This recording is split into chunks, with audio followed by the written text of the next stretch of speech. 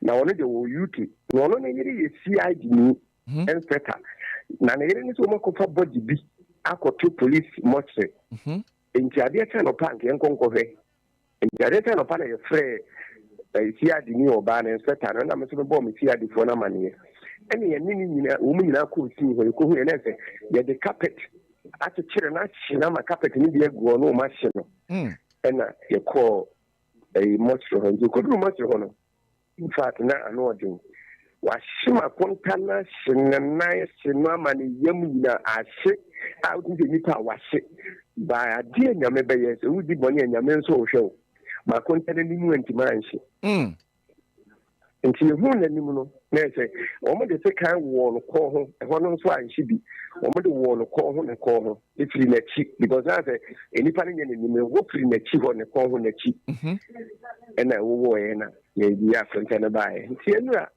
ena ga me ya ba bu shano so ase tie ye ma konta no wu nti ye abuzi for nti nya de aka na ma wo mu na o mu nyenhwehwe mu nti asem no nso no boy ni statement no nya saa na tie ma konta na ye immigration officer ena wono boy ni so ye aduma o ministry nti onya appointment letters kire o penipa immigration any police Ghana gas ene ma konta nso enim nipa no keka che mu bi agine bi nti wo mu di scam na no odi ama boy no ene adu sa say ade na ma sika nso ma ene ye che ma konta no tum nti ye che ma konta no tum no ene ba so mu pe scam wo mu pe nti me na me send sika 10,000 free kuma se de brema konta no wo akra ho ma o mu di beli no nti beli ni wie na asem na ye denji ye ne kasa ne no so no ko boy no akwaji ni sika obeche no na boy ne ehu ni se ma konta na is serious no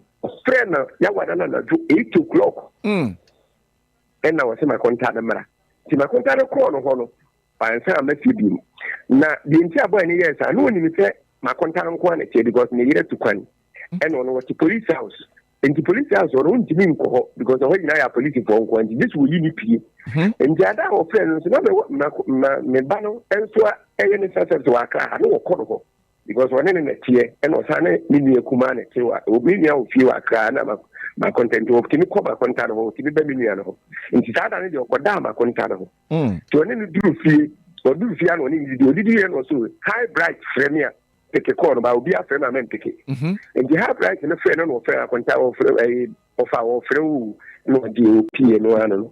And the chairman panel will be able to say, oh, away. Now, so of 5 billion into the Baba Gemedy. The Sika won't be in the Baba, not worth a POA. But I offered in before sending a message to say, bright amount of 5 billion into no uncle Janko for can you name the Genetic woman? And I was no farmer.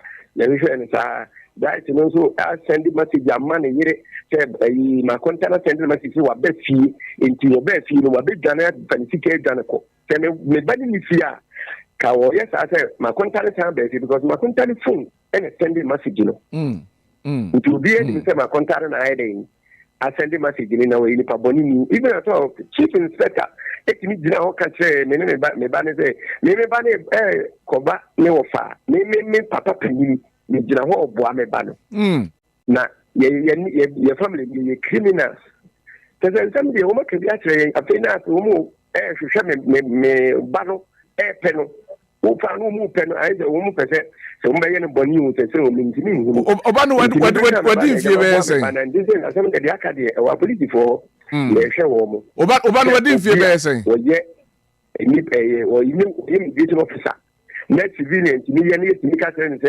civilian ni mum ayi ni papa na ayi ni de wo ni papa ni nia ya kan de jama ban yo so no abetima boa yen oba mu ya sekofiko na wadi amai oba no wadi mfie say me lucky than what ni 23-24 ni na sa bright no woni eye wakonta no wo twaka bi na danfo no ana na danfo no wo mu drop ma content no kotoko group so enu hu bright no nti me fan say be 2-3 years ni enu hu bright na wona ya dan voice bright ni be fi even at all ma content no yere any bright ni police form nim bi bebre ni bright ni ma content no I see I see.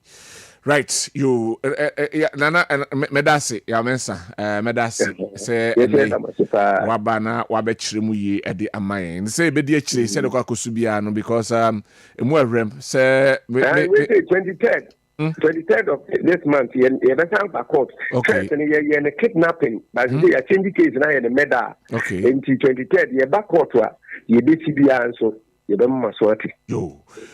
Yeah, that's a P. We a 23rd, and somebody can come more Pamra a court when you have the call atomic. Okay. You be di achire. Atomic circuit court o machine mu no you be di achire. You be di achire na. Okay. You be that's it. Ya wensa akonta edema ora Kofi Nana Kofi Amwa. Otumfo Nana Kofi Amwa na otesie no edi enkomo no. Ova. Okay. Nipa hu ampa. Ngokukuseku. Yeah, we are so arrow. We are arrow pa say sa use come say your friend is saying recruitment in some you. Madam be afa ho sa ma no so yekunu sa o. Say ya na ekoye e na o wagigi scam amanfo ye twe no ye chinatum okwakọ hwe nipa kro koy wa mabiu. Bia na SCCC no enti de ewo ho eno no. Oba ye fa de obo hu sam no the one cat no sam no. Right, it was for the Bokrat out of some napos by the candidacy of Opana Phones, NFA, Niwat Scientific Herbal Hospital, Saran Sona Sketchworld Media Institute, NFA Grace Gift Herbal Hospital, in Mekune Adaruma, and the Bokrat out of napos, so Ebon Papa, Ediama Monanso Pibiato, no one you did. Yemfa Korakata Ghanaian Times Korakata na yede shasye na me se Dr. Peter Boama Otukono aka DJ Boyenyom ni mfuni ha was share World Share Expo. Ghana target $640 million revenue.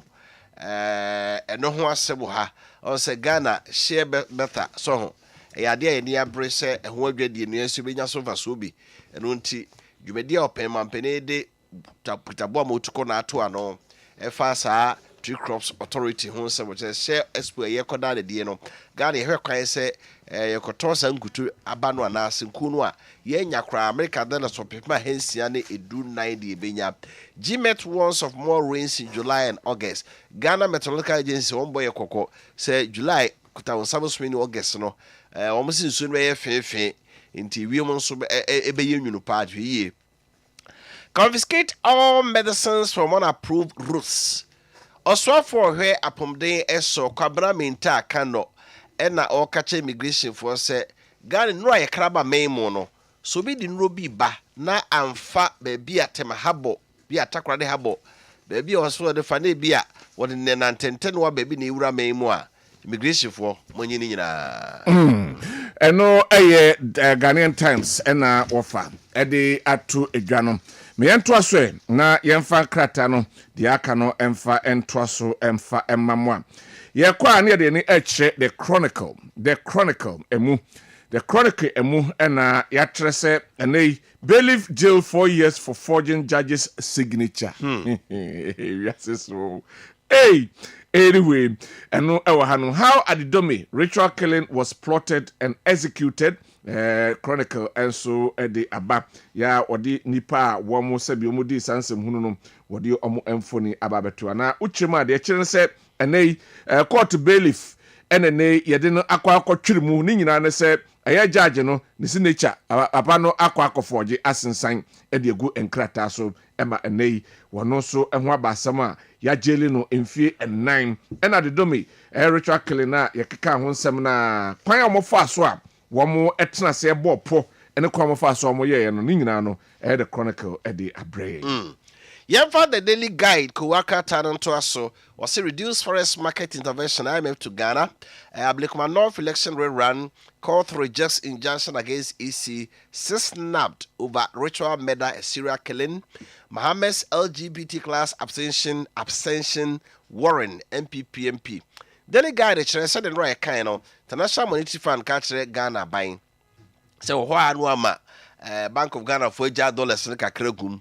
Na modo samra de se dollar nejina osimunyai saade no enra ye kan ho asempa Ablekuma North abato nyame ya no chana na eba so 19 polling station ye partial rerun enye total constituency ni nyina ehye no so say 19 polling station electoral commission koto MPP for the court na nura high court abo atogu na high court no nchiremu ene say electoral commission no omi state institution omi no wotumi say ombehwe na Ablekuma North for wobenya nipa obesi o manam rahye badwam na on say injunction application normally so the kwa so prove court no say one grant na nipa no ye ade na okoye no a asai untumi nka ho hwe ti judge ne hwe na ade we de mi jama mu ye wie asana o say o apply for injunction e beba na ya beti wasem asana ye bua we ne e bia interim injunction ye be bua perpetual injunction na bia tisa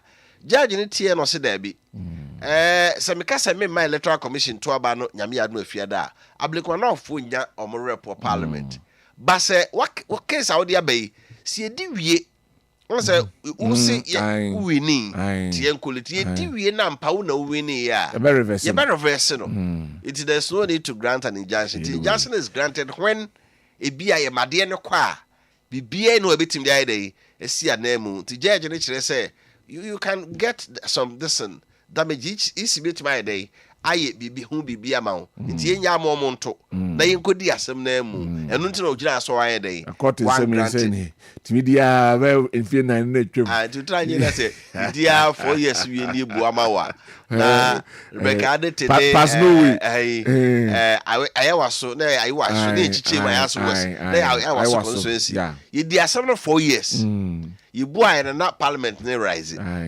this MP one co parliament. MP one co parliament. Iti emene na odi akonkrate. Iti we dey court se twen my ni asem no. Iti injunction ne dey abatogu.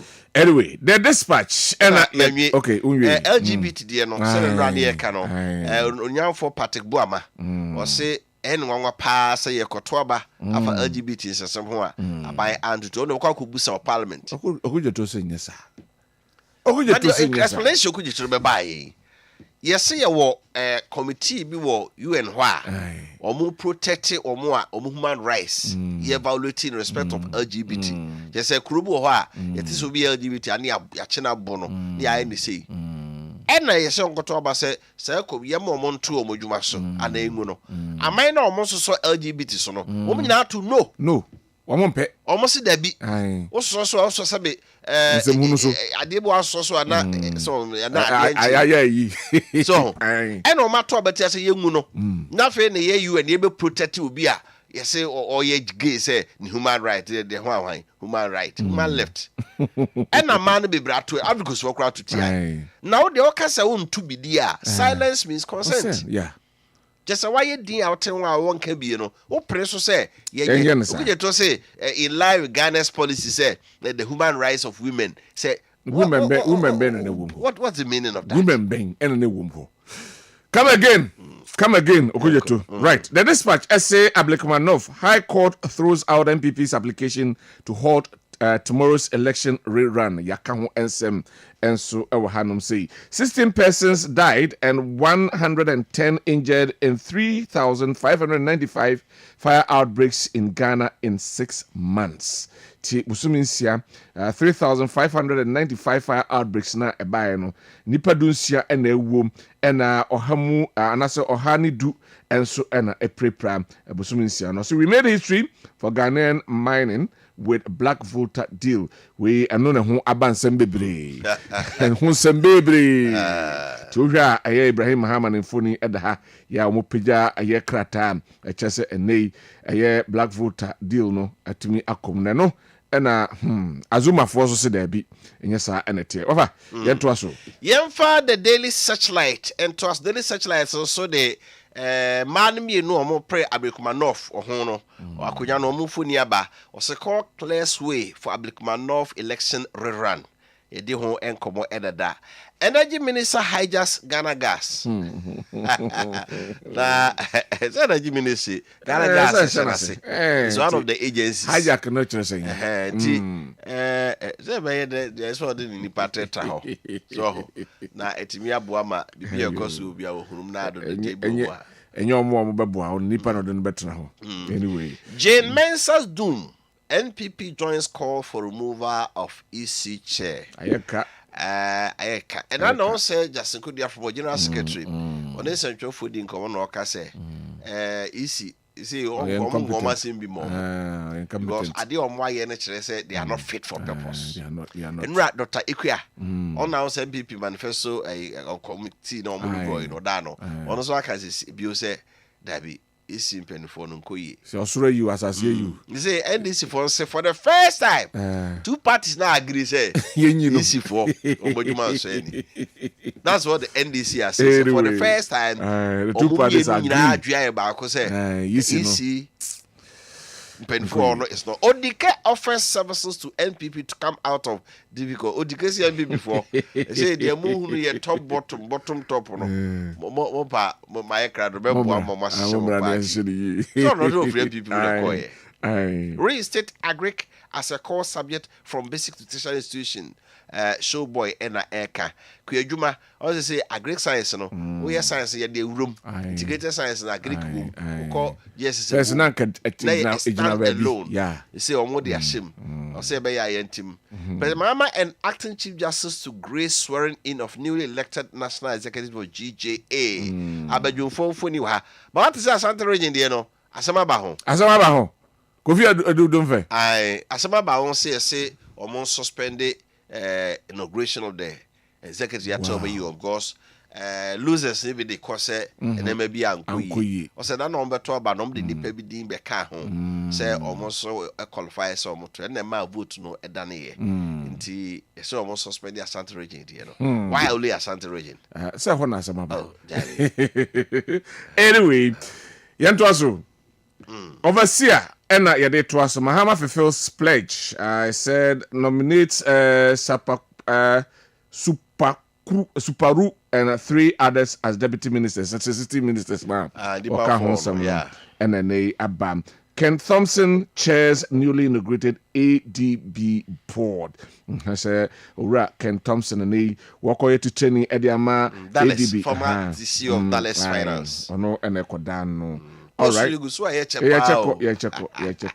NDC to sack party executives in government. Hey, sir. And also, Hanum to Yalani Bibri, Yana Omu Emphonim, and so Hanum, Mihu, Georgia Pariado, Sami Jamfi or Baba Jamal, Kenneth, Prince, Eric, AJ, Omunina, Hanum say.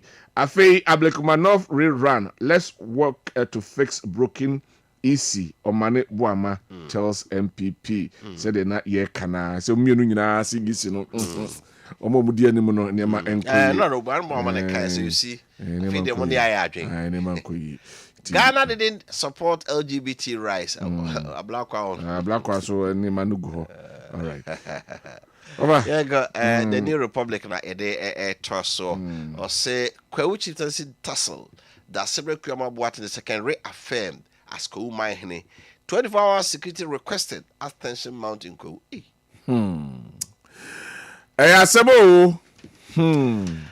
Tokono drags nation to ECOWAS court over second bid. NPP Public North Yaka China dashes Ghana $30 million.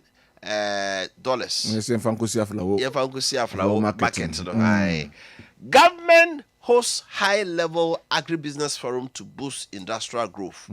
Elizabeth Fosu Jare, this of Tiduha. Then now some kind of parliament. Aye. Or say one year for no. Tini 1 year why policy be our hobby. So much Ghana air mobile. Discuss canning in our say. I millions of a year scanner kwakuru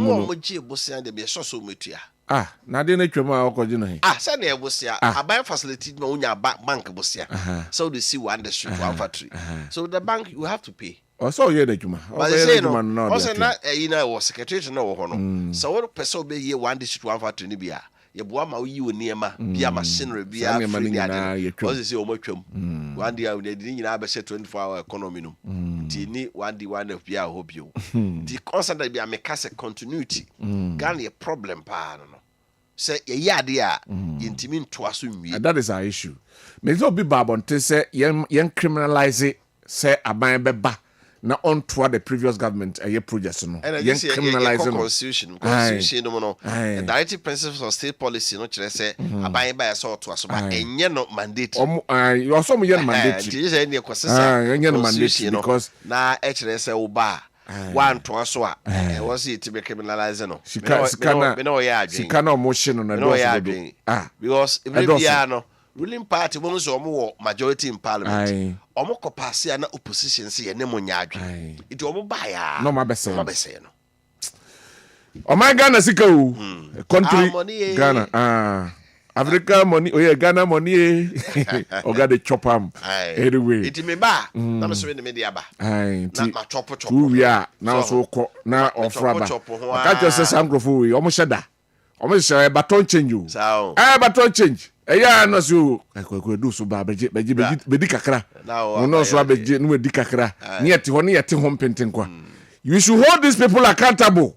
Whatever they are using our money for, we should hold them accountable. Eya obi antimi musa na wanwie na egu ho no eya bosia ne oje ye no say yes sagleme ye $200 million asim sagleme di be 10 years we are going to pay the loan and the interest ni na eje egu ho so okwohwe e-blocks ya mahama breso sha ya bebere guram ya nwie say friends agenda 111 she say the aya say be 88 nyina buy so here 1.7 also be chip compounds 500 and assemble ko akando ka manage ho also be nationwide refurbishment of hospitals ayasabia na order da no omo sesi na be wa new equipment also asabe we order da ba fidie no kra o yare e betim dia he or not the sick of a doctor died because catheterization machine onya cardiac arrest betim resuscitate no na ebi ni ho eti eye pa se ayasabia order da no e be na de ya sha se enwie ye no let us complete them ye nwie no na foforo bo ayasa ye de side the issue is there will be a pay glory me na me ye we and me na me ye we it is more than the glory the only sense me ba na de o wa ye ne beto aso a me nya bi ni so wa word contract dina medical cranity the whole country should suffer. That is our problem. Ye enti ye koye ni ma na se ye ba ye chi. That's our problem now. Ye koye ni ma na se ye ba ye chi. If we must say penfo so MDC for so mo from mo fa. O friend no fa dey asem na be ka che. Saka kra na be pe. Kashia. Anyway. Ye ba na se kese ma yumeko o ma so asem de obokrata do no simi bro. Opana phones ni easy buy. Omo aka bo mu se mfa nto anim se. Wo de abrochira ba Ghana. Gone are the days I open mobile for a tar. Ubo sika no 1,500, 2,000, 3,000, 4,000. Now they are cut off phone. Wow, he wa ketua na edwuma wo ya. Seska ne mudu. Wase bra. Mobile phone, smartphone na ope Samsung, Itel, Infinix, Tecno. Beji phone bi a ope on credit. Kakra bi a wo bi a the family twase. Wo twase wi a o ba fa Ghana card. Tiniepa Ghana card and a national ID be our fabra. You who anim new sampa only a Swiss here was a meto CC near the amount now Ghana card ya ye be at all. Now so media de biano also more upper de be out to me to also. And I bet to you an ouch. And I bet to you was small. Yes, at time so overcall. Wow, why you payment? Now the call. I am flexible. Said the Indian wa brochi no kokoji phone kwaji efie krom nya bie no ene opana phone se brand new ne original phones nko an oton beje ode let us nkakra kom so be ye wa odia all right so hwe ne kira kwan kuma se opana phone shop ne mie no baako ene Prudential Bank di ehwanimu so duru Kane Unicorn House dai no Prudential Bank ne hwanimu ho pe baako ho ena afi be bia Ezra FM so no Achabaro building na Ezra FM no Ezra FM opposite to us bo se opana phones ebo ura shop mbia mu a busa se o ba beji phone no bi no watete kakra frɛ 0244 230710 0244 230710 so. Right, me ever to him say Grace Gift Herbal Clinic and Laboratory Services. Say ye domo enti yaba beboa akomoya de efri ho ama mo ho atomo. Yakofa aye qualified professionals ya enei wamo dwo ho na omo pese ho to wonti wamo atu enda ene mre ede esi ho se omehwe ama yade nyina ho ato ema ho ato ene ya ye kase say stroke and titi wo say diabetes, hypertension, hepatitis A, B, C, D and E, typhoid fever, ana malaria, ana say ulcer, emu ahudu enyina, fibroid, ena yo ba eda uyem, emma sebi awo entimi emma, ama yemu ayekutu, ana say hunamani ena sansan, ena yade abaho, o prostrate no, ena ayekesiem, ana kokram, aba abetomu, where bema, ensu yemfro bema, because untimi enchero mema sem, wow, sorry now, she bema, ni matumi se bema, wa funny. Waya bok teke wunyine no na wono efone brane mo na one wo bema no munyine mom na tum se wa wo bie bema so na potum se yes bema ene gina honom we ba se bo hemfi ho so ne ma enkoyi se bi nsiu ma bi enenam ho e ma se bi ohne kura bura honom a ahumka ennim upo aba oye bema wo ba ya wo pe eba bra na ye mo sanso na wa bema we didn't me Mwabeti and Kase Mwa Piafo or more Captain Samban. Eman Kase, yes, that is my captain. Just why you mre ewon pem bra, Nemo Nina Brane, se Bema, won't since you man son or ham. And I said, Nemo ya debia e haubian, Fabadine, na yintimi enko emayen wo. Ubehuyen ewo kumase, Ohim School Junction, Barakese equine so. Sanso and crying. New Achimata Petroleum Bungalow, Yane Family Life International School no di enhwe. Ye adwuma fri dwada kosi anopano song kopinso no num ebebo frame 0246 518003 0246 518003 and 0244 126123 0244 126123 na yenyo so Niwat Scientific Herbal Hospital Dr. Nimo Osiefan to and say Niwat asoye na udra o ha obia tutwa obi a won wan den de eho non stop anasa o de udru ho a one stop shop no udru ho no mo a awo ho ahie de ama oba na bema warefo no omiru nyina momra na ohwemo oba bi ho a afidie o se de hwe wo yim hu wa wodie num obo a wodie no cross ya ohuru mu keke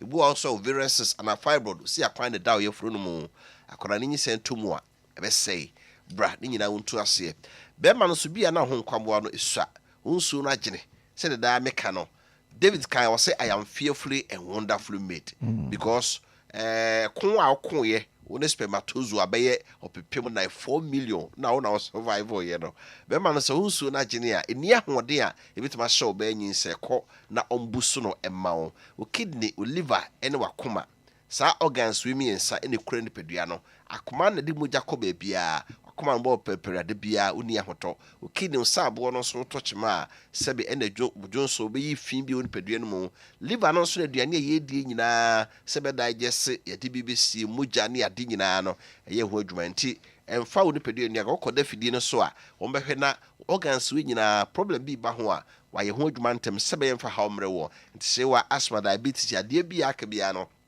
Drew ni what scientific hospital how to chakumase omo ato so mana akwajanso ne adansiru abagdim hwe ne mum en kransoma 7 Janet corner chiri ope woni church anta helm ye mieri nya ye dwuma fidwada ekopem memenda anopa no so ne fa kopema nwere no sia for 0244 087687 0244 087687 so and then senchujuma na pese usiana ye na obin na ye adwuma mo bia bodi kase mo apiafo wabo homoden a na so de woni atwem ewo Sketch World Media Institute na bra na ye mount ye pam ye mo futupa ye mo akwankyerem ye betimi aboa mo atimi aben senchujuma no amana akọ nanim ye wo renowned professional radio and TV presenters a womodo ebefa intensive theoretical and then practical training mum now so with me aba no aba be book inti self graphic design home video editing and camera handling TV and radio disc jockeying TV and radio talk show host TV and radio sports and commentary TV and radio newscaster say tree and answer English and reporting. Bra, Sketch World Media Institute. Nafe yamwa. Your tuition and I say physical no at the form boko the agent kitwabi. Your arrangement for weekend classes and also El Honoma. First 20 people on Bepeki or more a form. Ewo Kessben FM front desk ano. You bet me in your special discount. And if 50 cities, Ebra front desk Kessben FM as the house. Na Bepeki or form. You sign a short bomb. Say you best sign ammo attachment. Our radio station and our TV station. Waji deeper. And we are boshing. Nti bra. Na Bepeki form no 50 Ghana cities pay. And our friend pay for 0249 414039 0249 414039 and 0261 110955 0261 110955 na fi yenye wosom na wodum say oheneba around 10 na radio SYC car no o say car na amanfo show no nye no kre sameje fifa car bi ama no ne car dada no de call shop no okoye e na okasa na obi akotwa sa car no e di abase sameje fifa ama ne car ti dam de na no obo na baso na oda se na no ye de so no ofre no ne kasai e na obo na baso the car the coin near Highlander who used that of away okasi ani ensi or the coin se wo kase eno na wo hoye ye hodwuma mo na sam je mfiase mame a what does that mean also be fixing the car that jo the car na ma fo twa no se etese nyinsen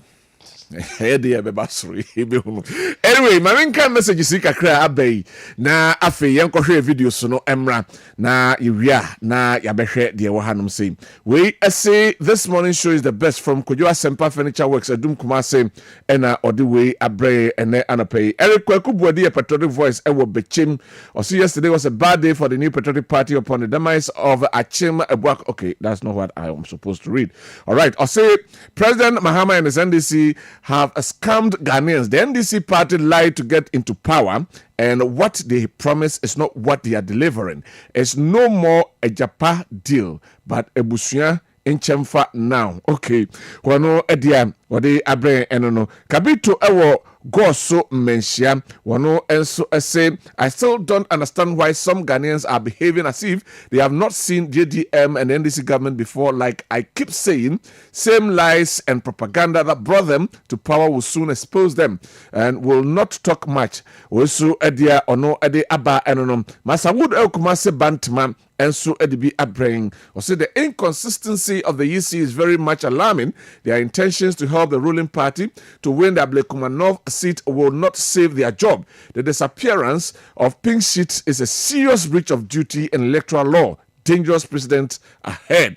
Ono edian no ibobuatin ewa twuma ndrebehim. Ono say government should explain the 24-hour economy to Ghanaians better because Ghanaians are highly confused. The 133 the NDC promise is not what they are telling us. Ghanaians need clarification. Ono so ediem no teacher Kujo Tepa Enyina Susu was say I don't understand why the MPP is wasting its energy on matters concerning the 2024 election. Please don't burden your mind by going to court again. It won't favor the party. The Electoral Commission thinks she is doing the bidding of Mahama. The exit door is already open for her removal. It will serve her well to learn from the case of Dankwa and the military command. Jane Mensah, do whatever you want, but there is no way to retain your position. You are a shame to Ghanaians. Okay. Ono edie enono National Propaganda Party NPP. They are running from the LGBTQ. They are the masters that brought this kind of problem, and it is an abomination to the Ghanaians. And to do so, John Mahama will clear it off. Okay. Ono edie enono senipa hu enye hu a Anka NDC won't fight against LGBTQ and now be quiet when they get into power. You see the hypocrisy of the ruling party. If we were in the olden days, the president, Ablakwa, and some Intafre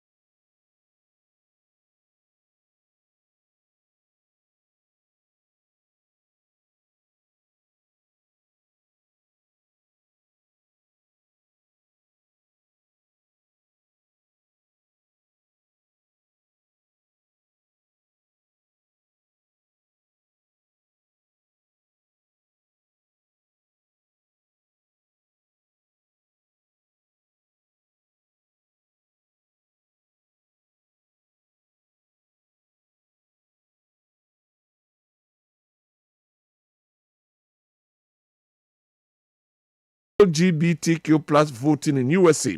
Or is it because of Muhammad's friend? Please don't go there. There are certain things that are not supposed to be said here. Thank you very much. Good morning, Kilde. I'm Solomon Jagri from Kunsu. Please, all the people of the North in the 19 polling stations should vote massively for a Rabina Orbin. Second, my regards. Okay, Yefa enu ensi honum. I say I don't understand why. Wafan Kilde don't understand Foreign Minister Mr. Blackwell. Human rights for women needs to be taken good care of. Remember, not all silence means consent. It is just in between because it makes you professional in terms of decision making. If human rights need to be protected, and then you vote yes. Hey, anyway, so Ghana didn't support it. Oh, Monsieur, come again, please, come again. What's come again. Women rights or human rights needs to be protected. So vote yes. Yes. You also support rights against rights for LGBT. Bible class, you sitting on the fence there, you I see it to aba na so nto. Se wo so nto a, wo ma sebe, wo mo munim nyansa. Akoyi ni pa ma bo be do so. Do you see? It be na okay. To be be open. To be open. You say you have shown your preference. Anyway, Kelly, you see NDC propaganda now. Ghanaians, pastors, imam, Roman Catholic bishops and fathers, Mame Sofia Kufu, former Chief Justice John Mahama propaganda, and you, these people made against the MPP government. Now, could you talk about why don't you vote against LGBTQ+? Ghanaians, be wise. From Edu KUST. Don't fall. I say John Mahama promise is becoming too much because now one dear woo is selling at 10 cities and your Mwadia now one is 10 cities, but you always said dollar is have helped the market prices keep going high. Why? Mr. Host, I'm disappointed about John Mahama when he was speaking about water pollution. Instead of saying Galamsey is spoiling our water, he said it's cow. They are spoiling our water bodies. John Mahama is the Galamsey spoiling our water bodies. John Mahama says the truth from Prince in Kransa. Sami Jamfi and John Mahama, they are wasting our money. Oh, how can Sami Jamfi give $10,000 to Agrada and now also buy cars for Hiniba? Hey, John Mahama, your brother Ibrahim Mahama, dear. Ghanaians give contract you from Sewa Sunyani and Odiwe Abba. The rest of the messages I'll come and read them as we progress. But me ankona fe yenhwe ye video sonum enano ena omampeni ede ekotudwa se ene Ghana ye target ene se ye hwese obabia bekwa woso a sebi emfa owu emfa emmam we eye dwumedia omampeni ekoda ne di womra Ghana launch Ghana Voluntary National Report and odi sansem we etudwa yenko ni nti omampeni ensema odi etudwa no ebi.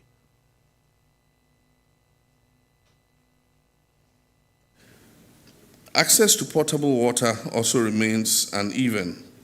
Some communities, I think that one of the things the report itself says is about disaggregating the data, and you might be carried away by the averages, but if you disaggregate, you find that we're far behind in some geographical aspects of it. So for instance, if you take maternal mortality, and we're at 300 approximately, you go to some parts of the northern sector, and it's almost 400.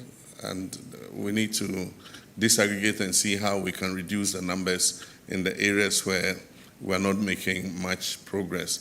I remember we opened the Dodowa Hospital, and for 4 years in a row, they had 0 maternal deaths.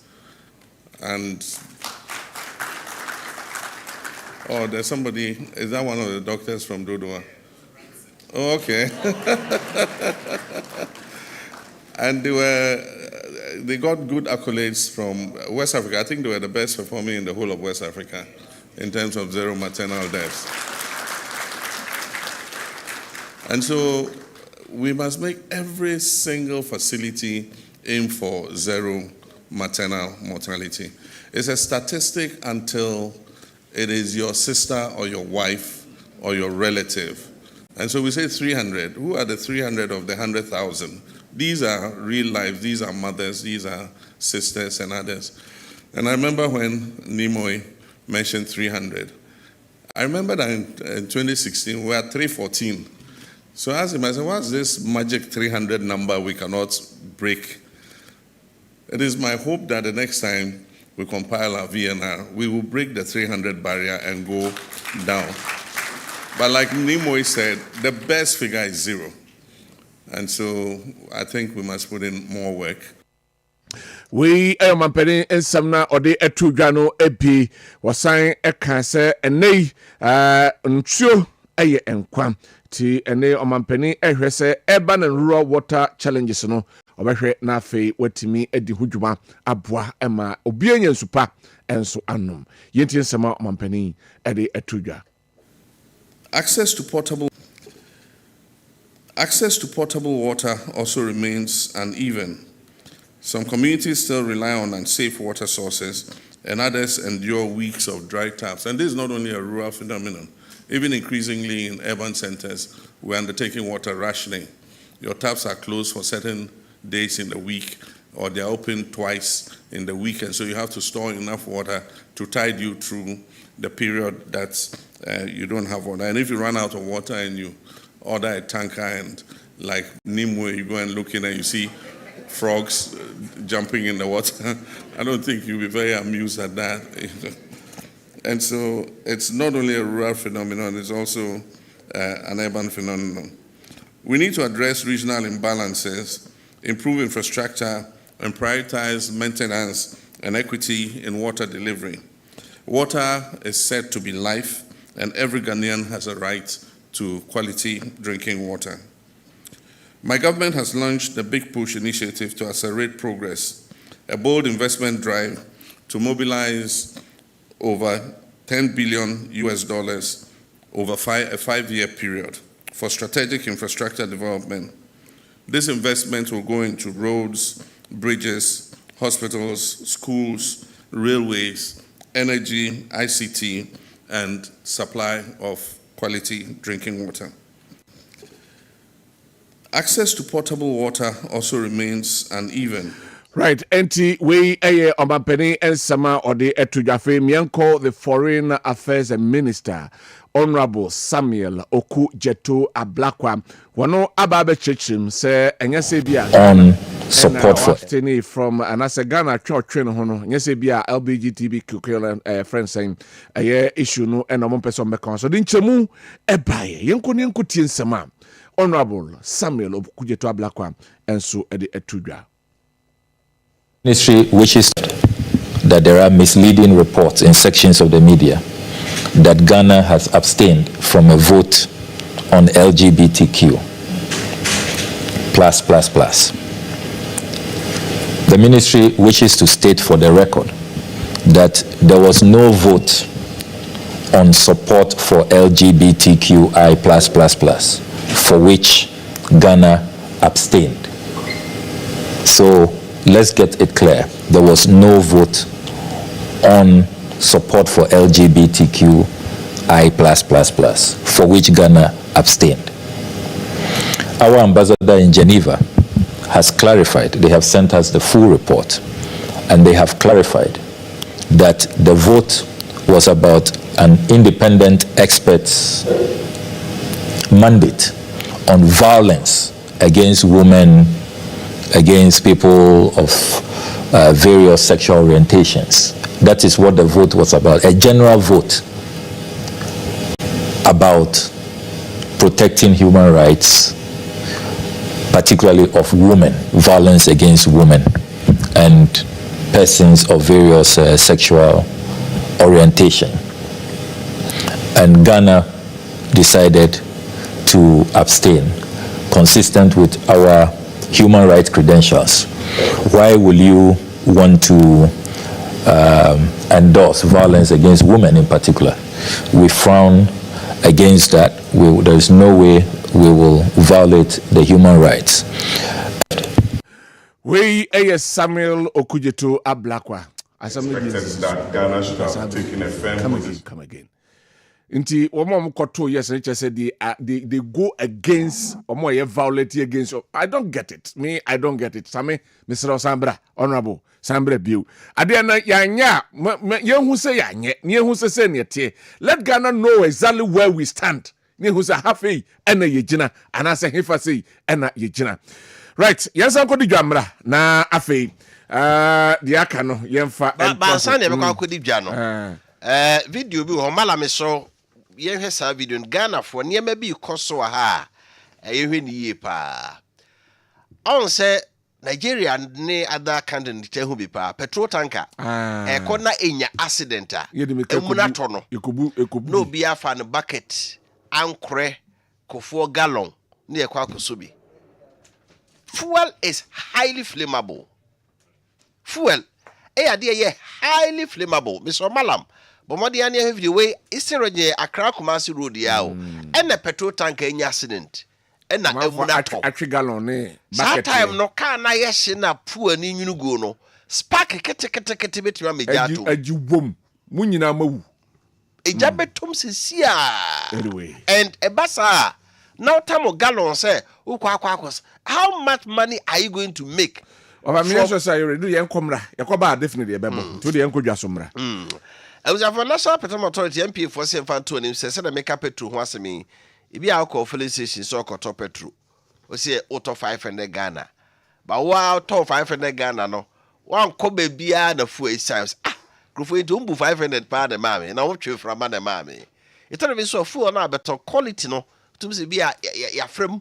And unti na engine as I say keke na numo na man for ka engine breki pa ye tracy ya na chese say fuel station bi da company bi no be sa MP for say ne omaba so be som yen obi abakwa akoto petrol na wa onim say me to 500 Ghana bi ebetim de atwa 1 week and 3 days na to ya nche da asa no so suspect ya MP for asonte and na akoto fuel na say quality of fuel na woto ye no ebia edibibia from tama o car no and noise bia ediki nkoyi a catch the MP for and after omo no omo kohwe filling station for say omo bu the right quantity of fuel and the madraba for and as a fuel no omo fa bibo na bi anye dey enfrem omo to free number no 0302 550 380 0302 550 380 and as wetimi akọ omo office o ha omo hasan yakoteso no enkran jolo NY highway no so and na region bia won bia no MP4 office no mun kan say sa wo problem bi and only filling station bi wo problem bi fa petrol mo ton ma wo say papa CM quantity krona ma wo no wo 48 hours to report 2 days twemu a for asema. Right, Stomach Bank SME Clinic no ene the atwato Kumasi no baso na yasemfa ento anim says opese o small and as a medium enterprise etimi enyini dia na ho ena o se wodi fufu ekobo na ye boa ema woso wodachim adwuma wa hyehyɛ sɛ wa wodia no ebetimi akɔ nanim na afi yese trade that so say future ready SMEs driving innovation growth and then sustainability and that's so the kind no eba so e was sunyan Uzbek Hotel enano Benadano and eba so 8th of July and eba so enra the kind no eba so Kumasi Golden Bean Hotel 9 a.m. ne chase ne enso the etwato no eba so 9 a.m. tiade na omwanan na wonko ye social media page no na afi wonso omfa ho enkodom ebiem anase ubetimi afre stomach business incubator no e was 0302 61 0714 0302 61 0714 and a social media pages no saying it here at Stanbic Bank Ghana at Stanbic Bank Ghana na fi waji enchemu eje MTN for CM fan to him say yellow Thursday or homao say ya wada the ne so to data MTN for be mount 25% bonus aka ho ni nyina so fa mobile phone no ya wada bia so to data now that is star 138 hash star 138 hash and my MTN app so now the mumu ato data no so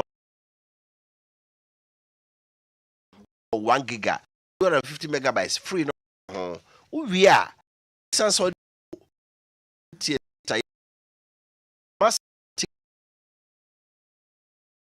ewo enkra more to go this Kumasi more the more ye de what they de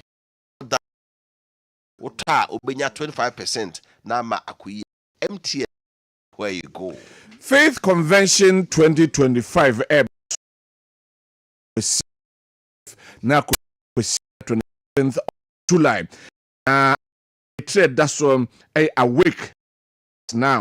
Was it puso ho na se kenya ho na mre no anie Romans 13:11 eno na omode atoso na mpanyfo asofo akukudam ena ekwa akopiem ewo ho na afa omedi dwuma no Reverend Dr. Isaac Kwei obebe bi Reverend Alfred Nyamechem Reverend Dr.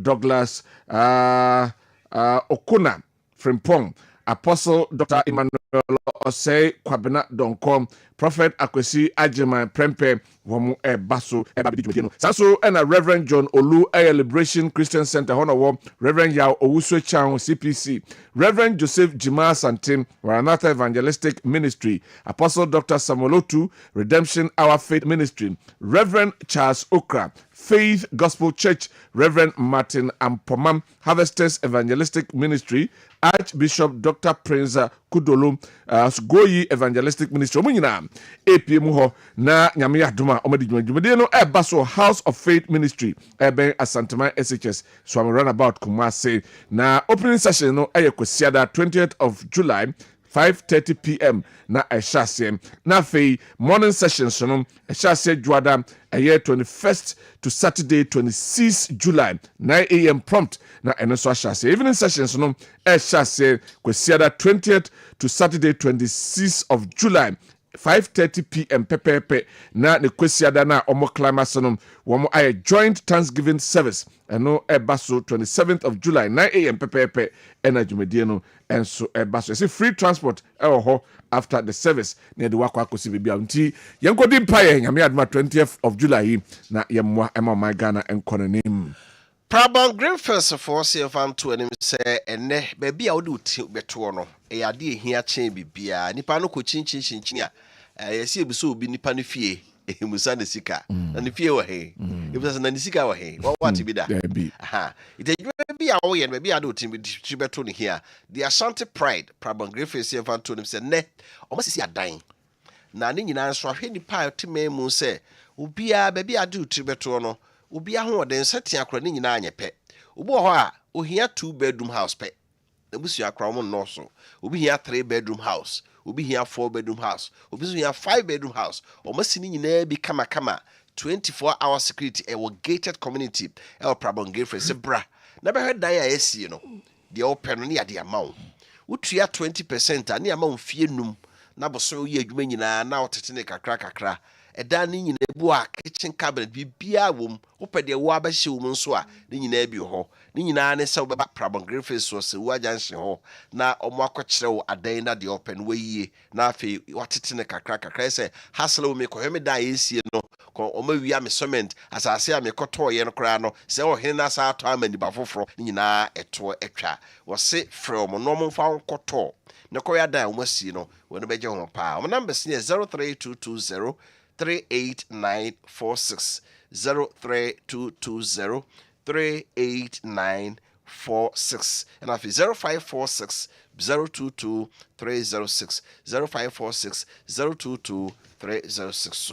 Kessben Travel and Tour say ene wakwantu ho ekodan dwene ne de hawo nyina no fa bedan na yenni sadwuma no emfama wo ewiem ena afetu kwan koa dia mensan ye ho na san ho a ebia na sede wo pɛ no no wanya na saa ti efa akwantu ho enhyehyeye futuo eye ticket ho enhyehyeye hotel ho enhyehyeye flight no kra no ho hyehyeye etesen de he na airco direct de he na febe transit hefa na efa da be na etu time be na eco check-in time ni nyina no fa beda Kessben Travel and Tour na yenni sadwuma no emfama yen ena ye what track record se ba akwantu ho enhyehyeye a wuyi he free ho no ma bia ni ho ti fa beda na ye moa na afu akwantu eho enema no enkoyim emfama ye de ba kwa ba bebom ne de twam he wo bia nya bi yenko a ye dwene ho nti ye de abetu dwam se nei why on hye nyina hwie utu kwan akaska de betwa ticket ehho ayeden wotu botoma in fact sika ni nyina wo da ye niema ema onye ska de betu kwan no na no koya na wo bae ya ye san hye no de ato ho brane ntwa ticket mam na di san hye no so na afei de okoye no kodi ne kama na bra hwe Kessben travel and touch kwan our first floor as the house edum Kumasi and our friend 0209 434999 0209 434999 na yenyo so Kessben travel and tour so see fa ento wenim say Kessben travel and tour ya kan wi yenko Kessben University ha mo we senior high school no mo so mo die ni mo de ya se we SHS now pe university a obekwa wenya boni nkrate dimu a eno a na Kessben University Ghana Tertiary Education Commission GTech aje omatum na ama omo accreditation nti certificate o manyina no certificate nyina afri KNUSC na eba also was 6 credit passes English Maths and Science core subjects no when your elective subjects be nsa aka ho we mature student when you fear no ma osebra open admission form bi ato multi credit savings salons so krabata bi Ghana bi ho Kessben University College City Campus wadum and the Aseda House na edition mo and Kessben Media Kumasi dum Aseda House na fe nkran Kessben Twin Towers abosan no Kwame Nkrumah Circle wo mo ye course bia bi business administration, computer science and entrepreneurship, information and communication technology, media and communication studies, midwifery, nursing, logistics, procurement and supply chain management. We na course omo eye. O main campus no contrast Lake Road. Anyone kasa 0501 6373 0501 6373 0264 170475 or so. All right. Na yesi yane honorable Ebenezer Ekwoko Frimpong former DC Secretary Central wono ewa sanso ena lawyer Kwabena Nketia entry communicator edema the New Patriotic Party wono so ewa yebedi enkomono na yahwe enti yombetra se na afi makenkan message si na yahye enkomo twetwe na se MPP no going for Ablekuma North rerun of 19 polling stations no eno ho enkomodidi ewa hanom say Golden Boy Anas ewo Mamponten to the span competent opposition party NPP running out from the Ablekuma election. Why? Because they are going to lose Poto. Yes, wano they are ode abre ene anopay and so enono we essay from Gaddafi Kou Sempwa. Good morning. Please, President Mahama and his NDC government have nothing for Ghanaians. You see, they can't vote against the LGBTQ+. Let's bring them, brings them to power. Lies brought them to power, and lies will send them to opposition. Or no idea or they are brain. Musaba to us was say the 24-hour economy. Okay, let me read it this way. Or say the MPP attempt to block the Ablekuma North rerun raises serious doubt about their credibility, especially if they truly believe they won. Their refusal to participate suggests fear of losing. The Electoral Commission must also be held accountable for its incompetence, particularly the suspicious loss of original pink sheets, which points to possible deliberate wrongdoing. Ghana deserves credible commissioners. All right. I know Edian we essay now Oku Jeto Ablakwa. You now know every human being has a right to live.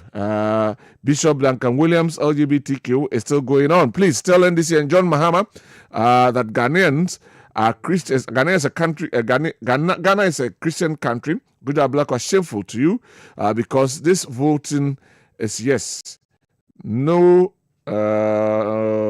It's Kwambedu Jamama, you know, okay, let's leave it that one.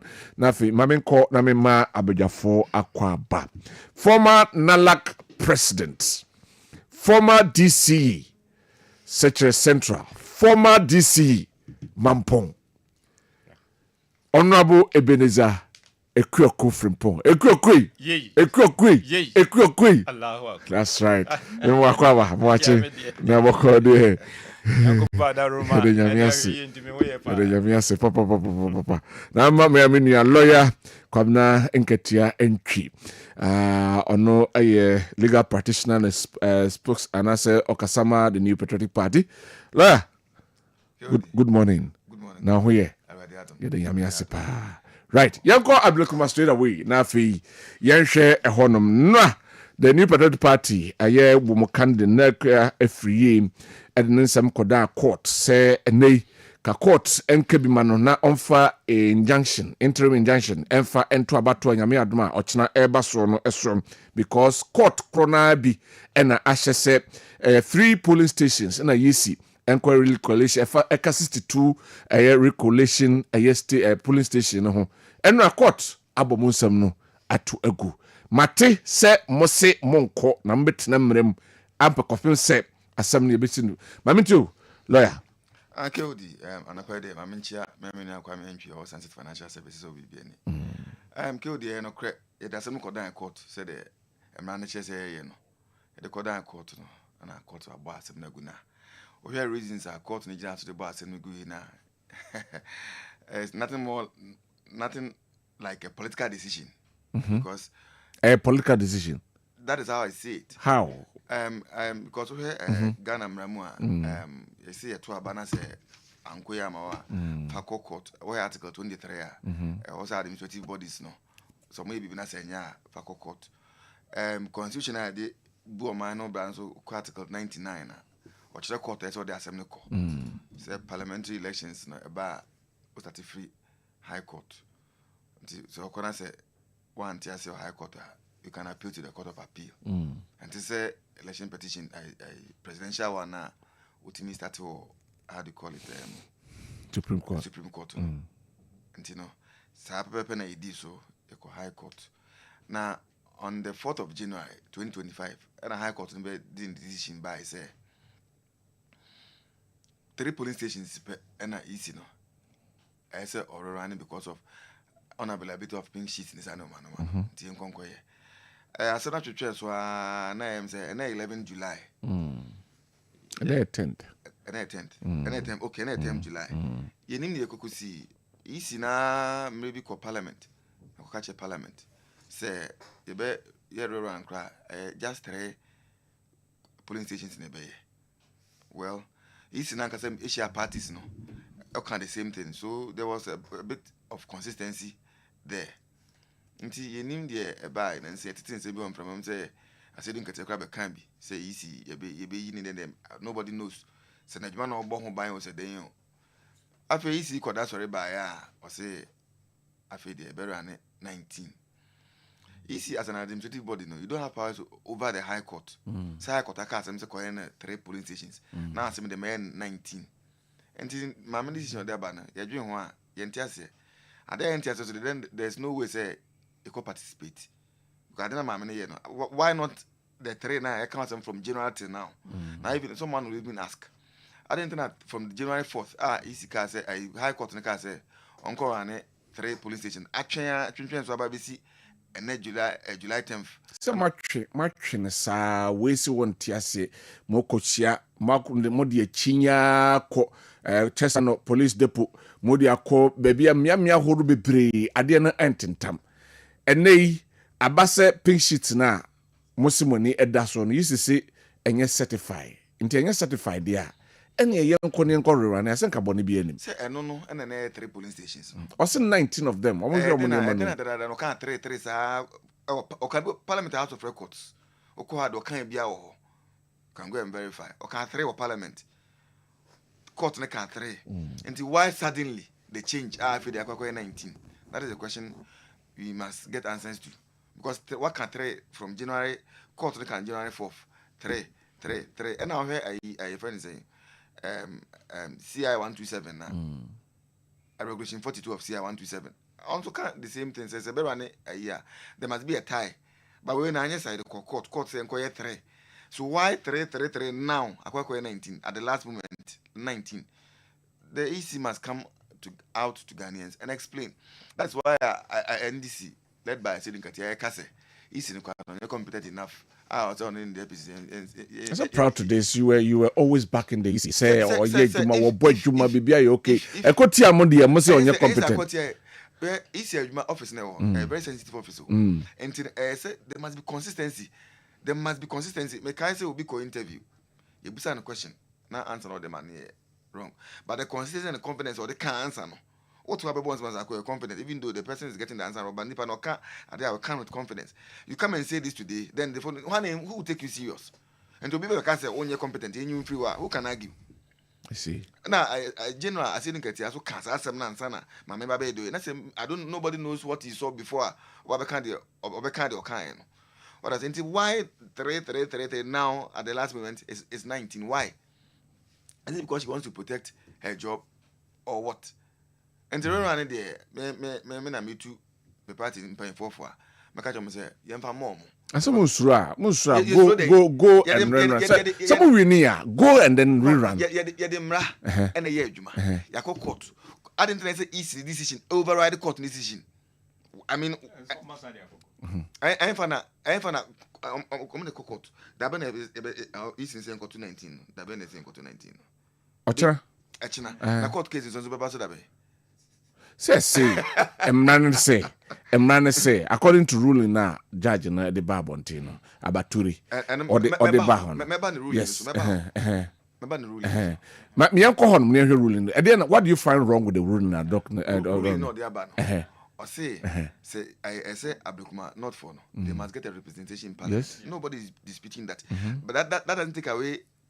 Say the right thing must be done. I say Argentina is a high court. Why is the high court overruling the decision of another high court? They have coordinate jurisdiction. So why is one high court's decision superior to the another high court's decision? Mind you, in Ghana we have only one high court. It's because of administrative reasons. And the high court overrule back on anything because we see inquiry collation of 3 polling stations, inquiry collation of 62 polling stations, and we see inquiry rerun. Of on Sunday one can inquiry run, and I will be now more than Jansen. I can't walk back to go. I reasons what the boy Jansen go be say or say. The UC is an independent body. I was say or share or no also share my battle a coso. So we know man in Juma, and at the Tosumi and say and they or say people or ablicuma. Enya a representative in the same per se ya. Muma yen tuabano. Mu asem ya mu kokot yen kodi asem say 10 year. You get your vote now, no. You get it back. No, see, one can't vote. What's a compensation? Okay. Compensation or can or come on into compensation. Say car, my man about compensation. Okay. Ya to abana edi obi akọ parliament. Na ama usika. Since the Babagana I could do no. Ya to aba. Kodi ya court so no win, but it will be for ko. Into the usika. Say cowboy na daddy. Na seven am winning the other Russia mamska because you court na seven am winning ya because you can ya muslim facts and no project here. Answer na be the asem na wi. Na ya so obi nda dada o. Da be na ga na so obi na asa kwotwe ba say ye na so win but ye ko hu say any kwase 20 ye you the nipa for aba. Enti my man asem mo can say they will give a financial compensation. Right? My other worry is that why the rush? Rushing what? Say Abekumafo representation parliament. I'm not saying they shouldn't get, but why the rush? If something right must be done, as in the judge was alluding to say, in case she wins, why don't you clear that doubt? Say she didn't win.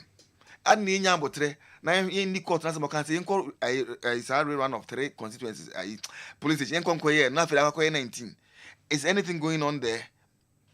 What do you suspect? I didn't suspect it. But I suspect it's a BB Koso. That's why I'm saying it's a political decision because I think the High Court has said 3. Now I feel the High Court has said 9. I 19. I don't get it. I didn't think I 3. Why is the consistency lacking?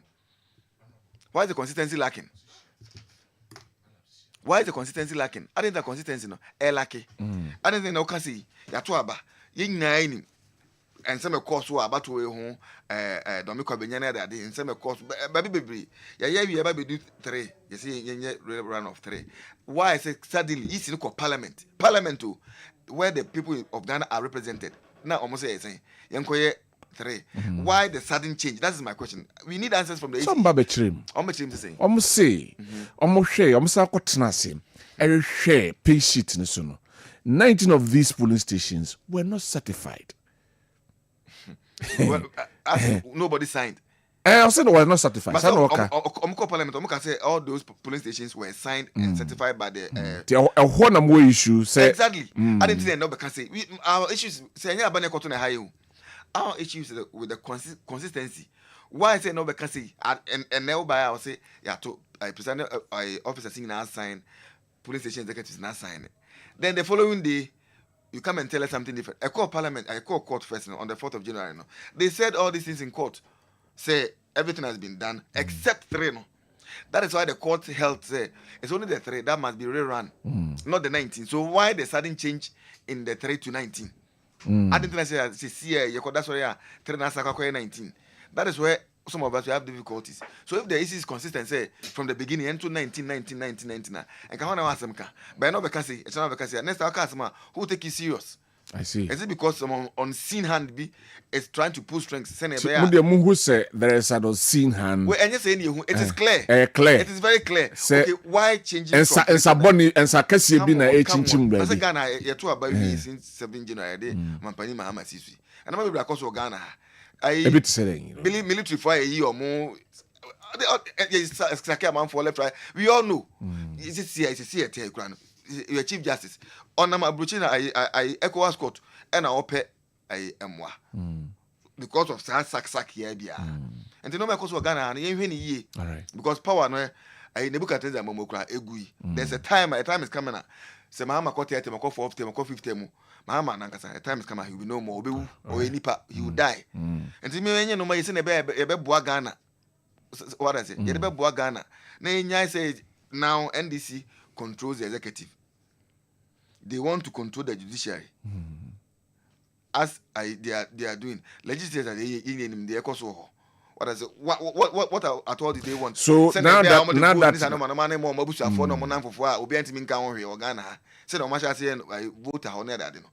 you should be serious as a country. Now that more enconcotuaba, now that a court a ruling say what to more a young junction winner, what next for the MPP? A friend is saying, I send a American. You call court of appeal. I appeal now. I had a two abanichino. And he said, the NHS is the back when I court of appeal can pass to be a maso. We don't have to abanas will be in. Then no car now buy. Now, Mr. Ghana, and for being being as MP. I'm at the chance, I'm a mechanic in the panel swearing in and run your boy. You were 20 papa for until I caught on the case, Mamma, the financial compensation. Mamma is kind of panko, because it's kind of a MP. I didn't know what was I campaign being craft for this rerunner. And what I say. Look at what the woman has gone through since your tour by doing December 7th till now. And let's say a China says till now. You are now can you compensate for the stress she's gone through? Can you compensate for that? So sometimes it's not everything that's about money. Sometimes about the power or the willpower to represent the people and do good for them. Let me ask this question. Now, how many are you for parliamentarians and NDC or parliament? And now they want to still strangle NPP and get one more. Is it strangling? Exactly. That's what exactly. But a law coordinating has some not in a year. I didn't say 19. Court cassette 3. I didn't say assistant 19. Court cassette 3. In the first court, I'm going there. Court now who say pink sheet be and sign. Court now investigation on the ruling in Babontin. And now you're a court in the year in Sano. And the court will edge my papa. Court will in the money papa. I say will be a born in some man. So court will edge back on the money. I mean, seriously. At least much like this. Seriously. Mami Musa, we remember legal terms na Musa knowledge about that something. Say Abane say no. Can the MPP go back? No must copy another injunction for tomorrow. On say an injunction. And so court beggar the court here no be brave. Say look at the time frame. But now me fan say I'm on 42 kwan. Akwakoto aba. And I'm akokuru mo kwa say echina ye to aba ntewa koto. Court no be say no mani nyina. Na court na car isi na nkasa abo e bia candidates na car omoso abo anto na court na just grant injunction even sebe hard you know say hard you know more say you will wait for so but if it will have an implication on the nation's governance can the court do anything about it all the Ablekuma constituency. No? It's very difficult for the court to grant an injunction a day before the election. Because her preparation is here, candidates na here, Obama court to abana to do coin, sebi, ubikula to can be called and in 17 court to her my bed. I'm not saying it's not possible, but bed didn't say court to be granting injunction a day before the election. Think earlier said they did calco earlier and there, and will be a betty. Me and me too can mean easy printing be on yet, Sanoman baby and Cassino, or better now, Uncle 19, my canon cost for Sanoman. The bed they say a day before elections, court to be granting election because injunction, even though it is discretionary, but the court has a lot of things to take into consideration before finally granting injunction. All right. I'll come back to you. But my member, Honorable Ekwoko from Pohona Mimusano. They won't hear Namozakano because more three you never agreed to the three. Yenko recollection, Montia said that 10 beer is being agents or your recollection biano na basabasa ye esi honum. Most of them are attributed to the NDC. They say Mosaka de Mope, Yenko rerun. Yes, I said ba and abba. Yes, I say banaba. Sir, as a Saudi a 2 year. Ye any a day 2 year. Near the NDC pet. Nemum Ganamra necessity a juma. Now before some baby who cry can't be no. Kodi. What's Nami DC or Mampon? Yes, sir. From 1993 to 98. And I'm sa kwe DC Ewun Suta 2009 to 2016 to abay. My year parliamentary candidate is 4 times. Be a founding member of the party. Me contemporaries, you know. Bebre no kra wonti omonkan. Nyame na aye maduma ya da bia obusa me say ahweye adum ne ahweye nti na humu a. Me contemporaries, you know. Bebre kra wonti omonkan kra. Nyame kupon na aye maduma da bia humu a nyame ntimi hu den. Hwe enye ne ene ye politics. Free JJ Brown Benji na me candidate. Na ye kone ye ba na ye to aba.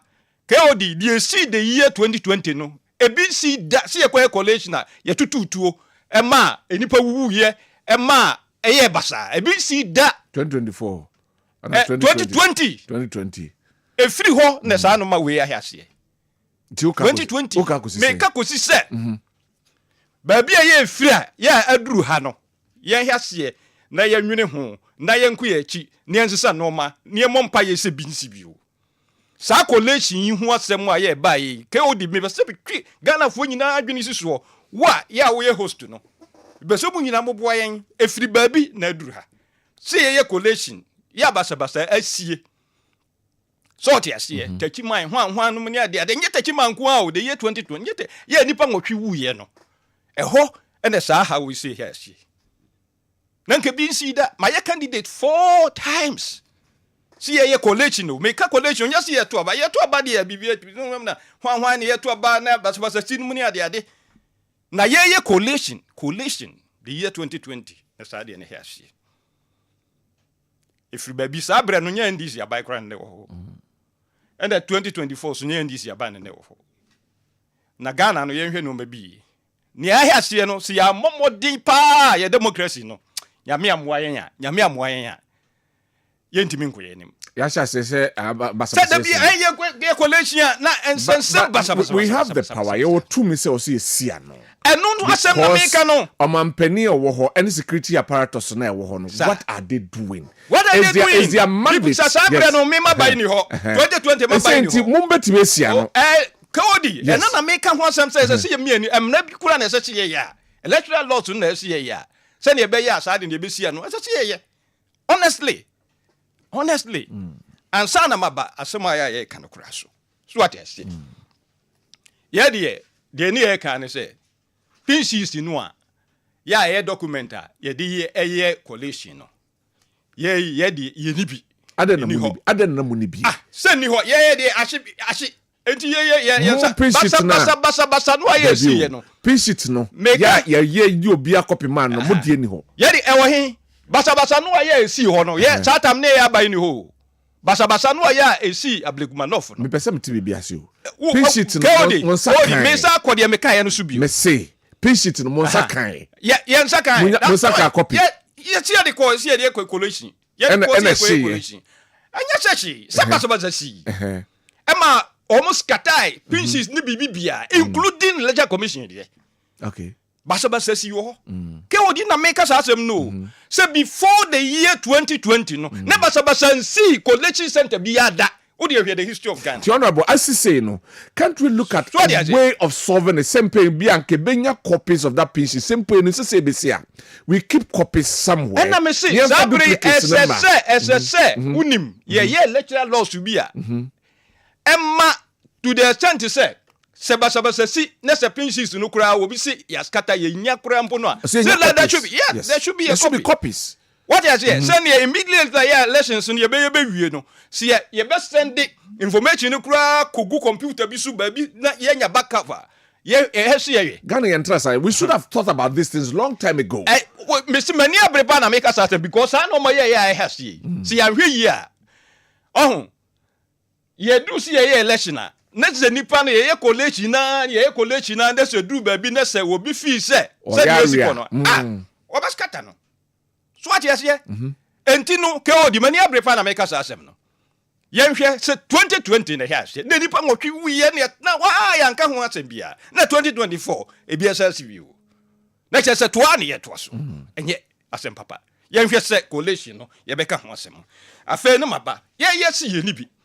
Scatter si ade no kura no finally no ahye enti no yensan koto aba no bi yenkase bia train yenkoto yenkase bia 19 kura ne yenkoto you see the whole constituency no yensan to aba no bi and electoral commission so debi aka 3 polling stations and na yepe results so meanwhile no electoral commission no aya o see aka 3 polling stations pe no one no bu sense the pinches were here or so no oni bi na mom MPP for almost can pinches no na wo meanwhile no ye busa no a so oni bi o pinches no kura ya wo na fe de ono elected commission asa ba bi o say MPP scan pinches no kura ya wo no emu 19 no political parties in the agency sign but almost electoral commission presiding office kwa almost sign enti kan no nim sanem why didn't you over call parliament house come on na ka ubusa nwanka ye pa da ba mimi akwa frem pon de me ka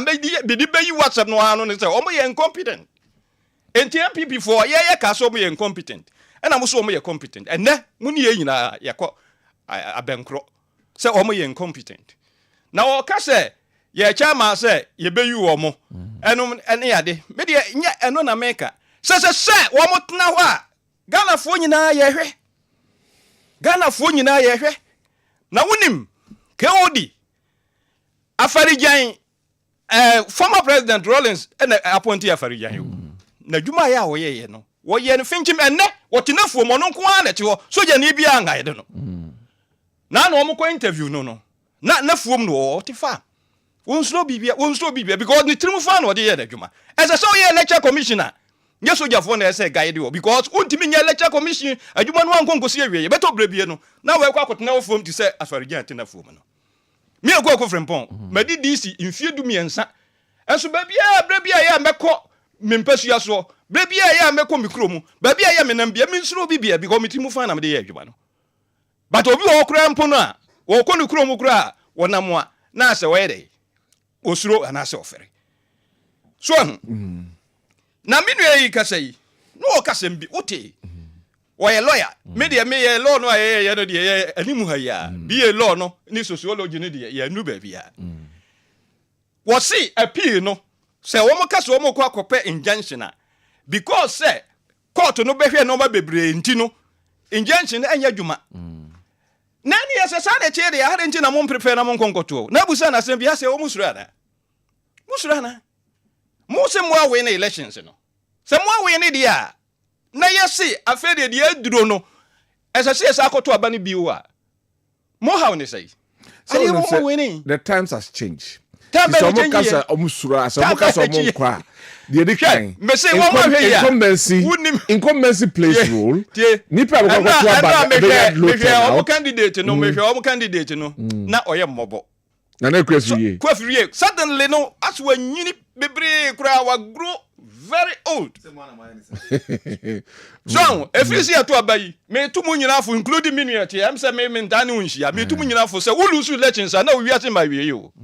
MPP for asem wiase nyina ba wieye da bia na mu dia werehwo sa na mu dia werehwo sa me kura me party ba power no kura no sabi me nyanya post bia but said da bia me ka no me se me tidanya me o me ntida bai so na werehwo na mu adi sa da na mo ka se mo betna wa akosie se na mo adwene mo sam betna wa akosie wie na se nka mo tutu mo no ma yi na no ma ya mo ntun ye ya nemo amoka no na di mo awie di mo aduri yo enti me kura me ka che party for no say ese se hwe no ma bi because Ghana konwa no ya do na so a to fa na sisu ha wudi agro kakra bi a ye pia wa na woko so ade ache enti ye se ye ni bi leisure commission was so miansa afede du ba bi no was 19 no de obe 19 wonya because omo presiding officers anya dey omo ansan omo andeko ene omo ba na fe aduru se ye kwakoto hwe ekofiri ye ebi kora ma no kota na ho den hwe kura anka ebia anka ye se wanya kura anka ebia ba bi obeduro no anya dia so se ebia next time no ebia okwa obetimi awe ni city no to de mo fa no se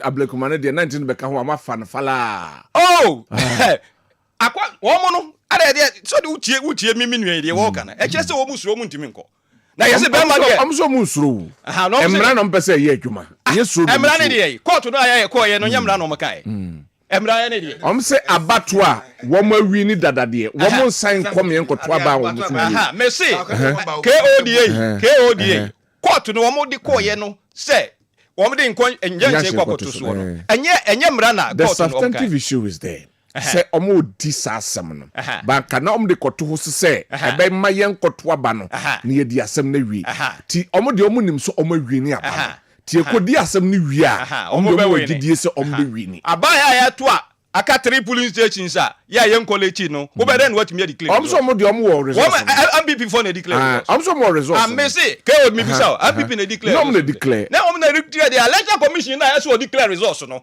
was so declare nye because aka 3 polling stations after the crowd was akọ na chisa aka 19 no be then we declare results na mna yi say court tiye court kra at the end of the day no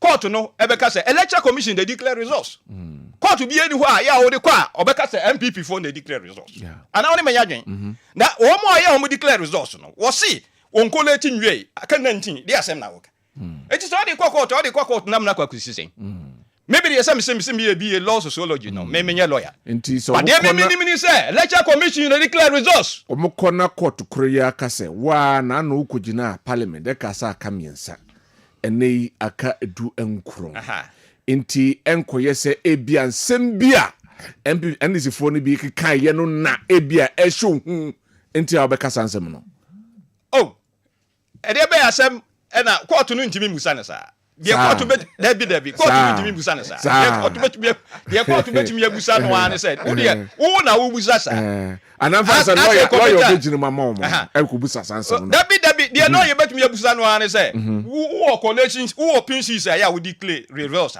ana say wo ni bi na de wo no kwa na wo declare obetimi anya obetumi awe na na so wontimi ehon no de metiase o na de metiase say kanina no kana no mukasa katre no na 19 na say friends 16 na aka no omukofa na he wo mi musawo some ebetumi so no na ya say hypothetical questions say rhetorical question no na make kire o say answer na say election commission we incompetent. Okay. Me answer ya me de ma wo no. Okay. Because ye see ade na bi ni ho. Enti ye nto aba ne biu. Okay. And as chinchina ba collation na time wa say Dr. Bosman Asare. O call parliament na bi tie no. Na o kasa no so no say ya na say papa only confidence kura. Na me ka chen say papa yi honestly only emotional intelligence kura. Why you ho na wo ka na de hia ni the security ye ba haya ene ye discuss ade no na me busa o se e de be ya de ene o de ekwakwa ecolation no ye ba haya ke odi o kai ni kai pa na me se de be ya de on se de me kai na aba mu no na me de atifi aduro me nka sem ne masako machi be ka chere se de o kan kwa because wo nipin shisa ye o de kwa ecolation no nti so o kasa katre ya de o kan no me se ekwa ko from me se o kan kwa ampa na aduru ho no because wo nipin shisa no. All right. But I say, Honorable Ebenezer Ekwioku Frempong. Law na so ansam kakrebika. Na me say, that is now also competent. Never say I just say is competent. There be more mama competent.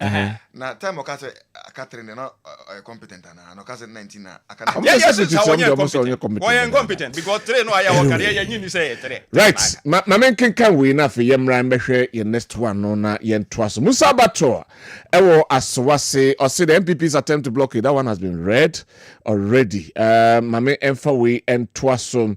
We Mystic Wonder Avocom ewo inside Aswase in Sawem Adwaji. Or see, in fact, the MPP is the most disorganized and confused political party in Ghana currently, and the center cannot hold. The NDC is winning the Ablekumanov seat and will go ahead to win the Akwetia seat.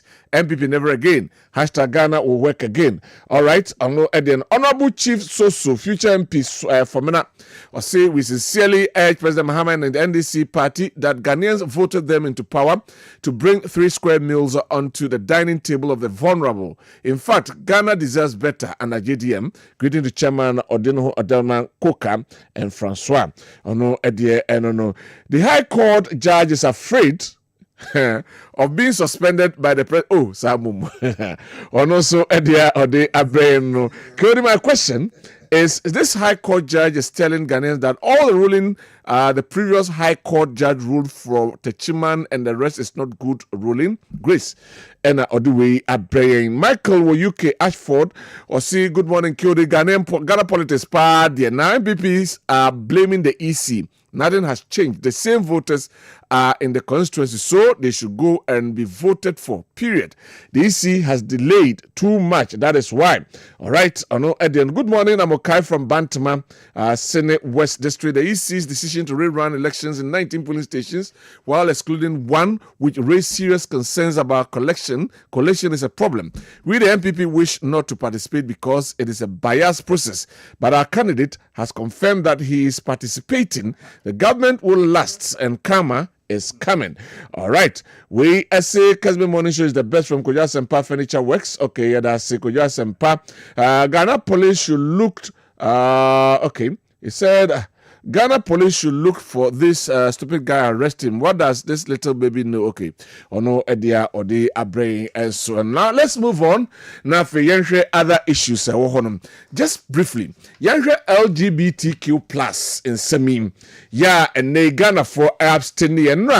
Honorable Okujeto Ablakwa Edinche Mwabase human rights in Koran but Mami Musa may have no right to answer the Makamedi.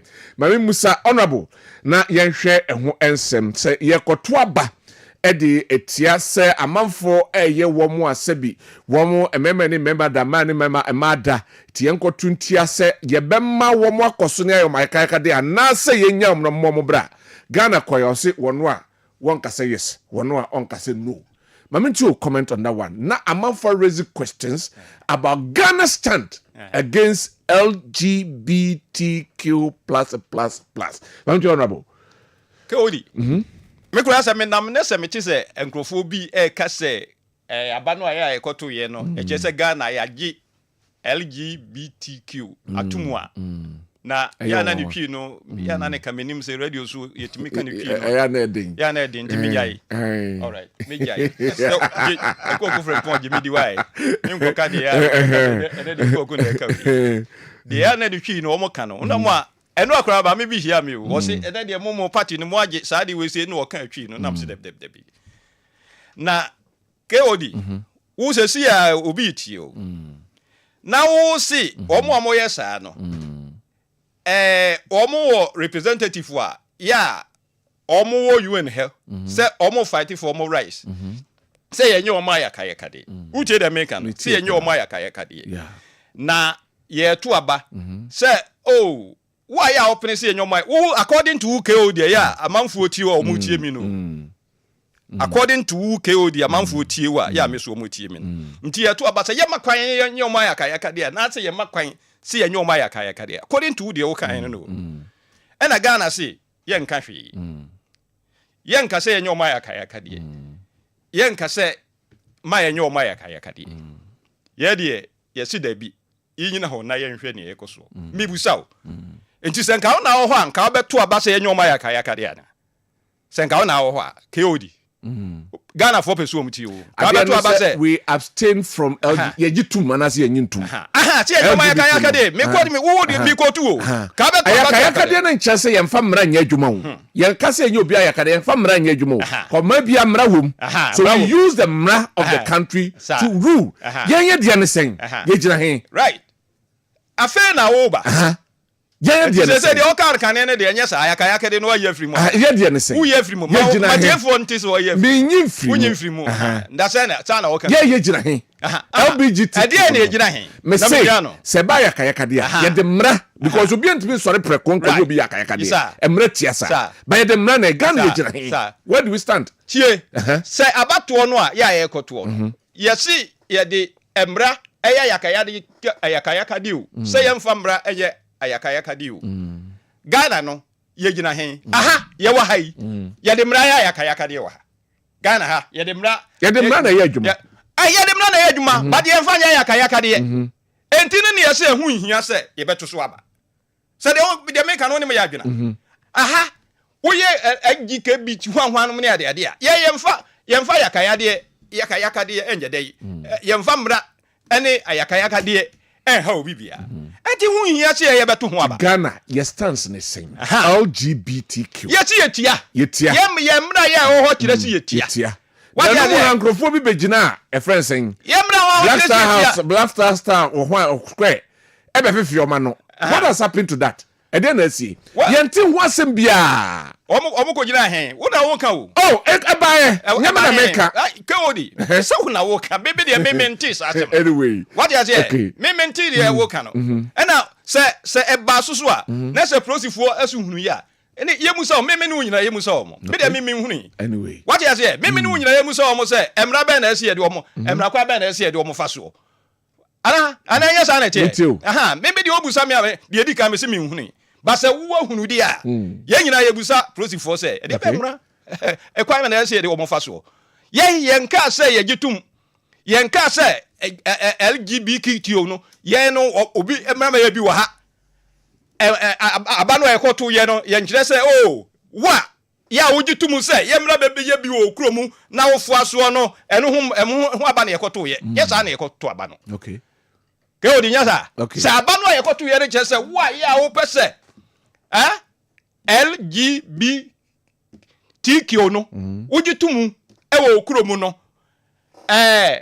ye kan sen ye to so aba enti Ghana fo mogitum anasem nya no ho atma na ye beto ye nemom se mo aya mogitum se nya wo ma yaka de ene mo aya mo mpese wo ma yaka de no aba na ye koto ye ene ye se no de ye nka hwe nemom ye be ye mra eno ho ene egusu aya ye mra ne wi a no obi abehu all right se de ban no ba bia ogina mate ye gusu mama lawyer ye ho mra lawyer KOD on that same score mama too KOD I know the purpose and the tia. You better aba na ine okrom ha. Akoya friend is Sam George. And some akoya kan okrom ha no. And some abrante kan okrom ha say akofo da akogjiska ent na so on sign LGBTQ+ they be build and some be now say Ghana is a very conservative society. Yeah. Ghana esumbia wa biamba asuma Ghana ha miensa. Traditional Islam and Christianity and obi na ojisa no manutum and if you play on the conscience of the people say we do oji to me ntuma obviously it will get you some votes. So now everything's about winning elections, and when we win elections then we come and say something different. After winning elections almost say yemfa nkose curriculum mu na nchire nkola na say dia be nchise and some can ane na beto aba manka ansem no na ye to aba wi ndi afi na mu hu sa no ma no wako you say I say silence means your consent. Yeah, cause to about countries in Africa omo tutia yo. Why didn't Ghana Botswana and Malawi omo to coin? And Ghana they say you dey nka ho hwe. Na se dey cause any je ho. So oba ya de na sa de hu na so to nka ho na sa de na oba na ye no. Wani je ho. Ko ani je ho nka se me nka ho hwe. Onya akonya sei anka the best sample authority where the world stage. The world stage stamp authority no be on say Ghana the embassy senate maybe by omampani bi ka say ono there so long as the president there saro man there enye ni mfichiri adent am dey we are treating this serious issue with kid growth ye to aba we there no ano no because why we na aba na we Ghana for muntie o the omo kan no wa wodi en wachi koto aba mom ndo mo ka omo saka foforo ni se omo kasa na mo bibia asesa omo anet Ghana ha omo bia wo ni symbols ye de ne Independence Square go for be free say South Africa say e be gina oba ye be sinne under your watch IGP Oshaman say any executive no executive na head executive say go for intimate arrest omo how many weeks ni intimate arrest say ko do minumi na ko e bone a nke nche dada ana Ghana na che Ghana for nche awo yet Ghana man kofo from Kro Abesa de under our Ghana the greatest our biggest monument and independence you know yenti ho hwe biem because I didn't say basa I didn't say try no bitim na say ade no ya no na say nyinto but your actions na say yagitum and action speaks louder than words they na say ade so because at the world stage want men ko to aba na nka say na what say me there the because to be am hwe there na wo hwe there ade o say there on pen enkoso na de ba na hwe say enkoso and the Ghana for the omoka che mu no wa wo de akire akoto aba sa no manoma nyina no say akufo do ansan ana Ghana ho na LGBT ni akiuni a obi achi na bo no e wo Ghana ebi si Ghana ha bebia nto ka say ye anta ka say da Ghana de ana yes na ani za ba no anto okuje to abla kwa wanto sa aba no wabeka on the meaning problem because no a minister of state as national service person sanu mo we menye me so yes anu man because one enyo man on for so chance ankofo ya no mo kire say yero bia sebi obi ani mienso do meka na nokre but no they are serving the nation so that one they won't allow you to go there say oye national service oye then he is in his capacity as the minister for foreign affairs na oye na juma. Let's leave that one on the in the juma no na say what question one talk about the answer the questions bebre I didn't na ba no wanto I didn't na wanto Ghana ho na LGBT obi nche me ba bia achi obi bo no Ghana ha say oye say nti achi na bo no obi nche me ba ko mempe mi pe ba ko pe and then akwa ba no nto ukogina Ghana so and ukokoye den wakọ no anka bi den ukokoye den so abstention so ho nti o so abstention say say them dika kan what is silence is concerned amanfo ya ade na se wanye na ote na ohwe na ukotena ko hwe ne se sisi amete hey makotena wi base menum wi ye be chi wi fo na ya chi wi fo ni achima fra me so me ko head e ko so wo keke man konum bi ho na kasa sem se obaji atum nti na okuji to ka che no Ghana nti obi ani obezu akosema small boy kan enye onye small boy o minister abrante kan enye no kre ho na be wu asema abrante kan no kre ana munya post na ma munya ma se sebi post ni beton na so na wi asenyansa ma bigu utim na obi aka bia ni nyansa e so mo kan sema sebi Ghana ni sebi da sunyanso bo nti asema akoy kan e to aso enye sansema o to ka no I see. Because I don't know Sam George did Sam George be anything win aba. What's what can want him be? What is what can want him? That's only winning elections keke. After elections, you know. Now my do omope. So they played on the conscience of the Ghanaian people. Ghana for Munti o. Ghana for Munti. The omo de ye mo no. All right. Thank you very much. Honorable. Now was some kana ye move on. Say the kasa idea kra. Say senka de okuje to abla kwa ye no. Na o si ye muro obi a wa ha. Obi a wo ye LGBTQ ye mo no wa ha enti wono okuje to abla kwa abaya okoto ye no anyway ye to so na ye ko ananyesa wono na ka sisi ya na okoto aba say ye mo obi bia wa ye nya obi aya ka de wa. All right, Kessben 93.3 Kessben Television Plus so and Otienka we Kessben Maakye and ye de Ebram. You move on to our next topic na fe yahwe. That's our final topic ye behwe ho ensem na yaka ho ensem enso e wo hanum sei. Na de yahwe and say the minority in parliament etonsa e de afraid the Minister of Lands and Natural Resources say wamra na the level of the fight against galamsey baby omakwa kudro no wamo emfa emra lawyer mamesha semfem free this time too na menhwe would take on that one because say in ye hwe task force ahodo blue water gas for affordo Ghana for atisi the ekosa neme we nyina but still people are of the opinion that the fight is not being fought as it's supposed to be. Enti yemfre the land minister nomra. Maminti o comment on that one. I'm saying that bia na metia na aboto kakra because say o man ni asase a o man na wan fa. Ene obeti galamsey areas no say wa akola ni body parts bi ni ho ni sana man. Nti Ghana for emo ehu kakra. Sika kakra bia nipa bibenya gu o moboto mu nti no. Ya makwa masano ma wi na ekoso e wo man mu. And I told you because I told you out here class said Ben you no and I'll be back and I'm saying because all the to think to them found Obi any Obusuani be any Mantemo. But Obi any chance him. Even I my transfer alcohol. Ebikwa na odo asama ko ware obi efrisa mantemu bibia timisi. Yes, it's a minister and man I think said that is the right call. Na that's it who saw ye juma. Who tax force a hodo blue water gas for your more ye juma in that results nearby. Ken can say on my match because we in Subia no net first na color say and a color assistant. The Mokonde, you will be who says just a mirage. A smooth screen cake, a monfanya, a yard or more ye say any mamma Erastus. I'm for share forest move ya galamsey and ne so just for Ghana army and a bomb home by Ghana in a bomb. Yeah, but abano. A man for uncough I galamsey uncle Kajum say, Monya Galamsey na Ghana goodness or in idea. Monya Motuabana my buy. What's any particular any more I at a tea because a bit more galamsey for now sponsor some MPs and the parties be. You hear party or winning what galamsey areas in the power. That is what they did over there. Just to win, I mean, winning election.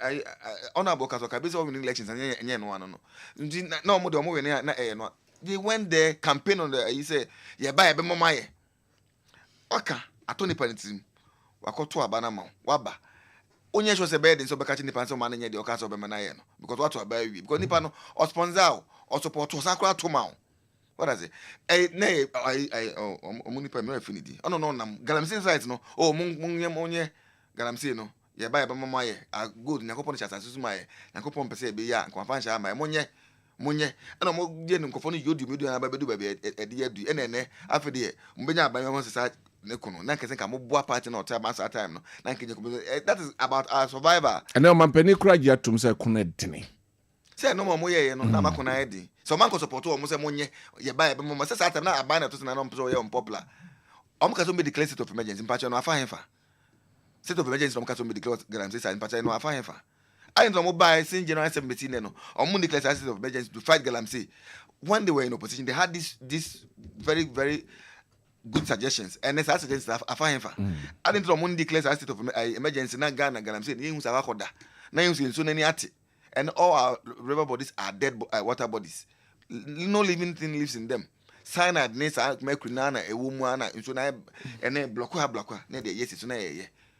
Ne put and then be able to say, and quite all corner watching the drones and wiem na etwa ekosi say etwa ekosi say oh I know the China for me and say be a minister and na eyes or ABB or the other way results in Ghana in this world we measure your results not your efforts more results at say results no more fighting galamsey at say and so be no mobile and yati as I say no mobile ma reclaim from minister say for about 9 forest or ma reclaim never obobo di say never obeka say 9 na waka na akantra and no ka say 100 prekwen 9 na waka ntra no jaha I mean seriously and no more ye opposition no more ye nti enye won Ghana point enye ye won wa all right enye won wa member honorable hona mitio no so honorable have you lost the fight against galamsey munlusu ye and shemo o man pani ajatum say dion da bi na say eno anko akora gold board task force no inaugurate no enye gold nko enye illegal let me say sale of gold nko na omokoko omu nyina aka ho bi na omoko fight galamsey galamsey ya minister in charge of natural resources ene adekura okoye okuhunu ya osunye ene obi say no osun no nam say wo na say be ma de yeah, asantefo na ya. I'm say crocodile don. I'm say the crocodile, the crocodile, the crocodile. Yeah, asantefo na ya na e ka say be mansu na we gender studies a. Yeah, say no ni nyina no emwa. Yes, be mansu na obadi usu. So ade say ni nyina na e say ase ma de e pese e kyeso mo ye short. Na mema de na kyeso wa ye den. Asemba wo ye bemba wo ye oba o. Na say we so usu a no wa ye de. No wasu. Na Yesu kura stun na sa makofu bu osun anare Yesu mpostun because we are say ya no babu wa wu na sun na Yesu sun because ye bi na ohini bi wa hye na yi na sabe sie ne maame oti hodin ye koye tete nchen ya edusi ye de ne maame to adaka mu no afedi wo yin kaze ebu o na ne che na ye de na tu ne de ba bi enti cheze sun de edusi usun na usun asem na ayrahu ntina amakofu bu wa ye de usun ye na dia ya asia ya minister kura sun no na wo se ye ni mre se ye ku ye ni abrepa na dia tie ne se de wo kan ne kon no enye yize but me te se na menu yi ka bibi se ye ka say ye be declare state of emergency. Me meaning braya ye ka say ye buy be declare state of emergency. Omanka no mo ka so mampani otiso no and declare state of emergency. But as say ke they say what ba be mampani dia what bars you from declaring state of emergency? Enti ye nyina ye correct no say ye ntena ba bi anka say ye be declare per explanation that's what it means. Now we interpret it It was good then. Why is it not good now? Okay. KOD. What now we interpreting this? But honestly, you know, baby, semantics. Anyway, and I see now forest reserve, you reclaim. And Obusam said now forest reserve where you reclaiming in the air. It's a minister no boardings and Kaya Bano crowd catch them and come in and buy. A dinner of boy, is still a mafu gumudi. Dear Galamsey fight, till Christ come no. Ubien wa ya obekase Galamsey fight no. Well, we completely. I had to say, yeah, you kase. Who say you kase? Poverty eradication. Poverty say, you know, eradication. Ne saka bibibiu. And I feel corruption. Corruption no. You were zero tolerance for corruption. Me no man we say na me de example. Say what is will be bia. Kase zero tolerance for corruption. You know. Enye possible. Enye possible. We dey ya. Kakra ho. Kakra ho. But so we dey kakra. The cost we dey say dosu. See, and the stability of the water. Na say increase kwaba by 1,000 near chire. No. Obia obeka say ye buy no stability of the water no asebia no. In fact, me ne nyadwene. See na me ye hwe. Ye hwe uduru brimu a ohwe se na yesiko. Adare pra ohwe se de yesiko. Se omo a ya omo yes studies no to say Ghana Water and Sewerage Corporation ko omo de aba. Omo na kan yo say nay stability no. They say kanena kan 4,000 we say a quarter 1,000 12,000. 1,002. Me nya sa records no. Me wo. Nsenti na me ka chiro. Enti no enye deko ene ene beko. Say the match mu no because obi wo ha wa ye na dwene say utwa ne tikura. Obeyo. Enti say nipa no wonye so ye NDC ni ana so ye MPP ni o. Wenye NDC ana say MPP asem. Because ika ya wonye free galamsey mu no. Enya asem ketwa. Me kura di ntia ya galamsey no kura no. Me mani nye hu nye nsuo. Enom ne ade ne asase kura ya ese na apart from that no as a sociologist no. Ye society no kura ese no. Because me ye business. Emrante ne mabawa ya me ne omo ye adwuma. Ehwa ubeti ne ba akokọ a yeso okohen yeso okoye galamsey. In fact, emrante ne mabawa ba akokura de chi se ba wa kama pa ma hwe ye kura na ma mobodi na me kobo ni din. So ati ase. Just wo hwe no kura wontimi hwe ne bi no. Ya fa no ye tete ne ye ne ye adwuma. De ku beba nu mo so galamsey. Se ho ne ska ho. Na ya na ahomte. Enso okone nam ho de yare ne ba ye nyasem ketua nyame amoanku. Alright. Ensem bebre ho. Tuka kosisen ye bre na so nti. Enti de make akosie ne say galamsey fight ndi we are fighting enunti na ye mra. You know, LI 2462. You see, you very peely. You go so ye ho adwuma. Eno so pa ho so a ye see obi see ye hia mo a kamo ba ye na se de modi certificate of emergency call parliament ye kamo ye da me ye. Oh see ye steady situation no kwa be fa so a ye betumi ye repeally na ye de ye adwuma no eno ye gu so ye ho adwuma nya so ofiti se aba 6 months ni ye gu so ye ho adwuma nti ye be ye 2 go board task force ye blue water gas ya set it up hwe even kura this lady your friend is saying kura doctor no hana bisu ono kura ya nganya ne mandate na ne abre onamo a ya oye ho adwuma ama kofibu akura wasu e wo ho je edi ebio but that's honorable yegusu ye ho adwuma. Thank you very much.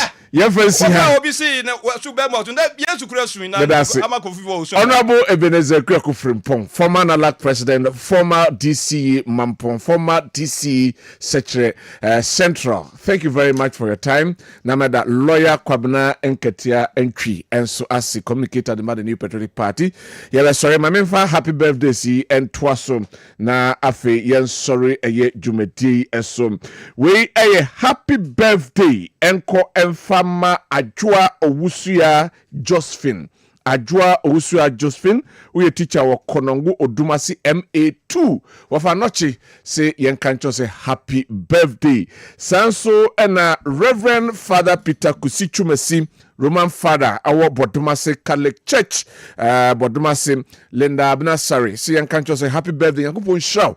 Now you are power yeno enkuye Emma. Happy birthday and come my dear wife Genevieve Efia Kunedu, your teacher of Fijasi in Tunkumso. May God bless you with all your heart desires. I love you so much from your husband, Brian. See and wish you happy birthday. Happy birthday, Enkoma Nana Echiwa, midwife Ewo Dian Kwanta. On your special day, I pray that God grants you peace, prosperity, and abundant happiness. Have a blessed birthday. Glorious birthday, Enkoma, the love of my life, and Chua Ochri Buesiako. Hey, I say may your heart always from your behunipakro. And Chua Ochri Buesiako. So may your heart always be filled with joy, your smiles never fade, and your days be filled with blessing. I'm so grateful to walk this life with you. You are a blessing in my life, and I thank God every day for you here. So here's to many more years of laughter and love together. From your lovely husband, Ekuya PSC Asaribedi Akon. Ekuya PSC Asaribedi Akon. Ne birthday. Happy birthday, Abnam Amponsam, popularly known as Audit of TV3 Fan Club, Atonsu MA School. May heaven smile on your new age and grant you endless favor from a rear of Atonsu Station. Happy birthday, Enso Enko Enfama, my brother-in-law, Anas Mohammed, aka Akito. Happy birthday to you. May the good Lord bless you with many more years, prosperity, and good health from Akunta coach, Hassan Kadri. And I'll see and wish you happy birthday. Over. Mamimfa we me so we every Father Michael Apelho pages. My Father Michael Apelho room. Okay. Vatican. Oni pope netie. O se bra pope we si foforo no. Father ni. Father na di we e ma wo mo. Na father de ne kasa bra na yesi pope no. Wo se yemfa we e ma Mr. and Mrs. Bafo Asare. Okay. Oma wari mfie aduosia 60 years. 60 years. Wow. Wow. Mr. and Mrs. Bafo Asare mfie aduosia die. This is made from heaven. Made from heaven. No oma wari. Wow. Na de nyakopa yama omto nyame adom a kwasia da ebe St. George's Parish Roma so dem kontase. Okay. And na omokoda nyame ase. Wow. 60 solid years. 60 solid years. Wow. And unti father if you Rome aba. Obehwe Rome aba. Obehwe omo. Father Michael if Rome aba say. That's right. So metema wari mfie aduosia de a. Nyame ade. And unti oda omo ase. Bobi aba so say kwasia de yekoja omo. And enso Dr. Osuansa ne ba. Your friend Daniel Usuansa Jr. And wedi mfie enwotwe. Or say and wishing a happy birthday to Junior. Said your papa here now your lecturer. Okay, UST. Also, no one you say, no, I'll film sir. Over. Yes, sorry. Apostle Paul Kofi Nyama. All right. Also, my Camel Prayer Minister appeared. Okay. Nema me eda from Madam Monica Pinamai. And then Umudi now. Apostle. Instead of food in our baby child. All right. Me did the Kwabena Sudan kwa wote wafa Kofi apia enka yada non-honorable Ebenezer Kweku from Points na fe lawyer Kwabena enketia enki. The body honorable to help. Say body by no Dankwa ADB dey. Na board ne be you enche ne dey be ba. Sir. Okay. And maybe kasegu maso. On be ko World Bank. World Bank na your report. Malam Yaya and I said we dey the sorry ma say Jola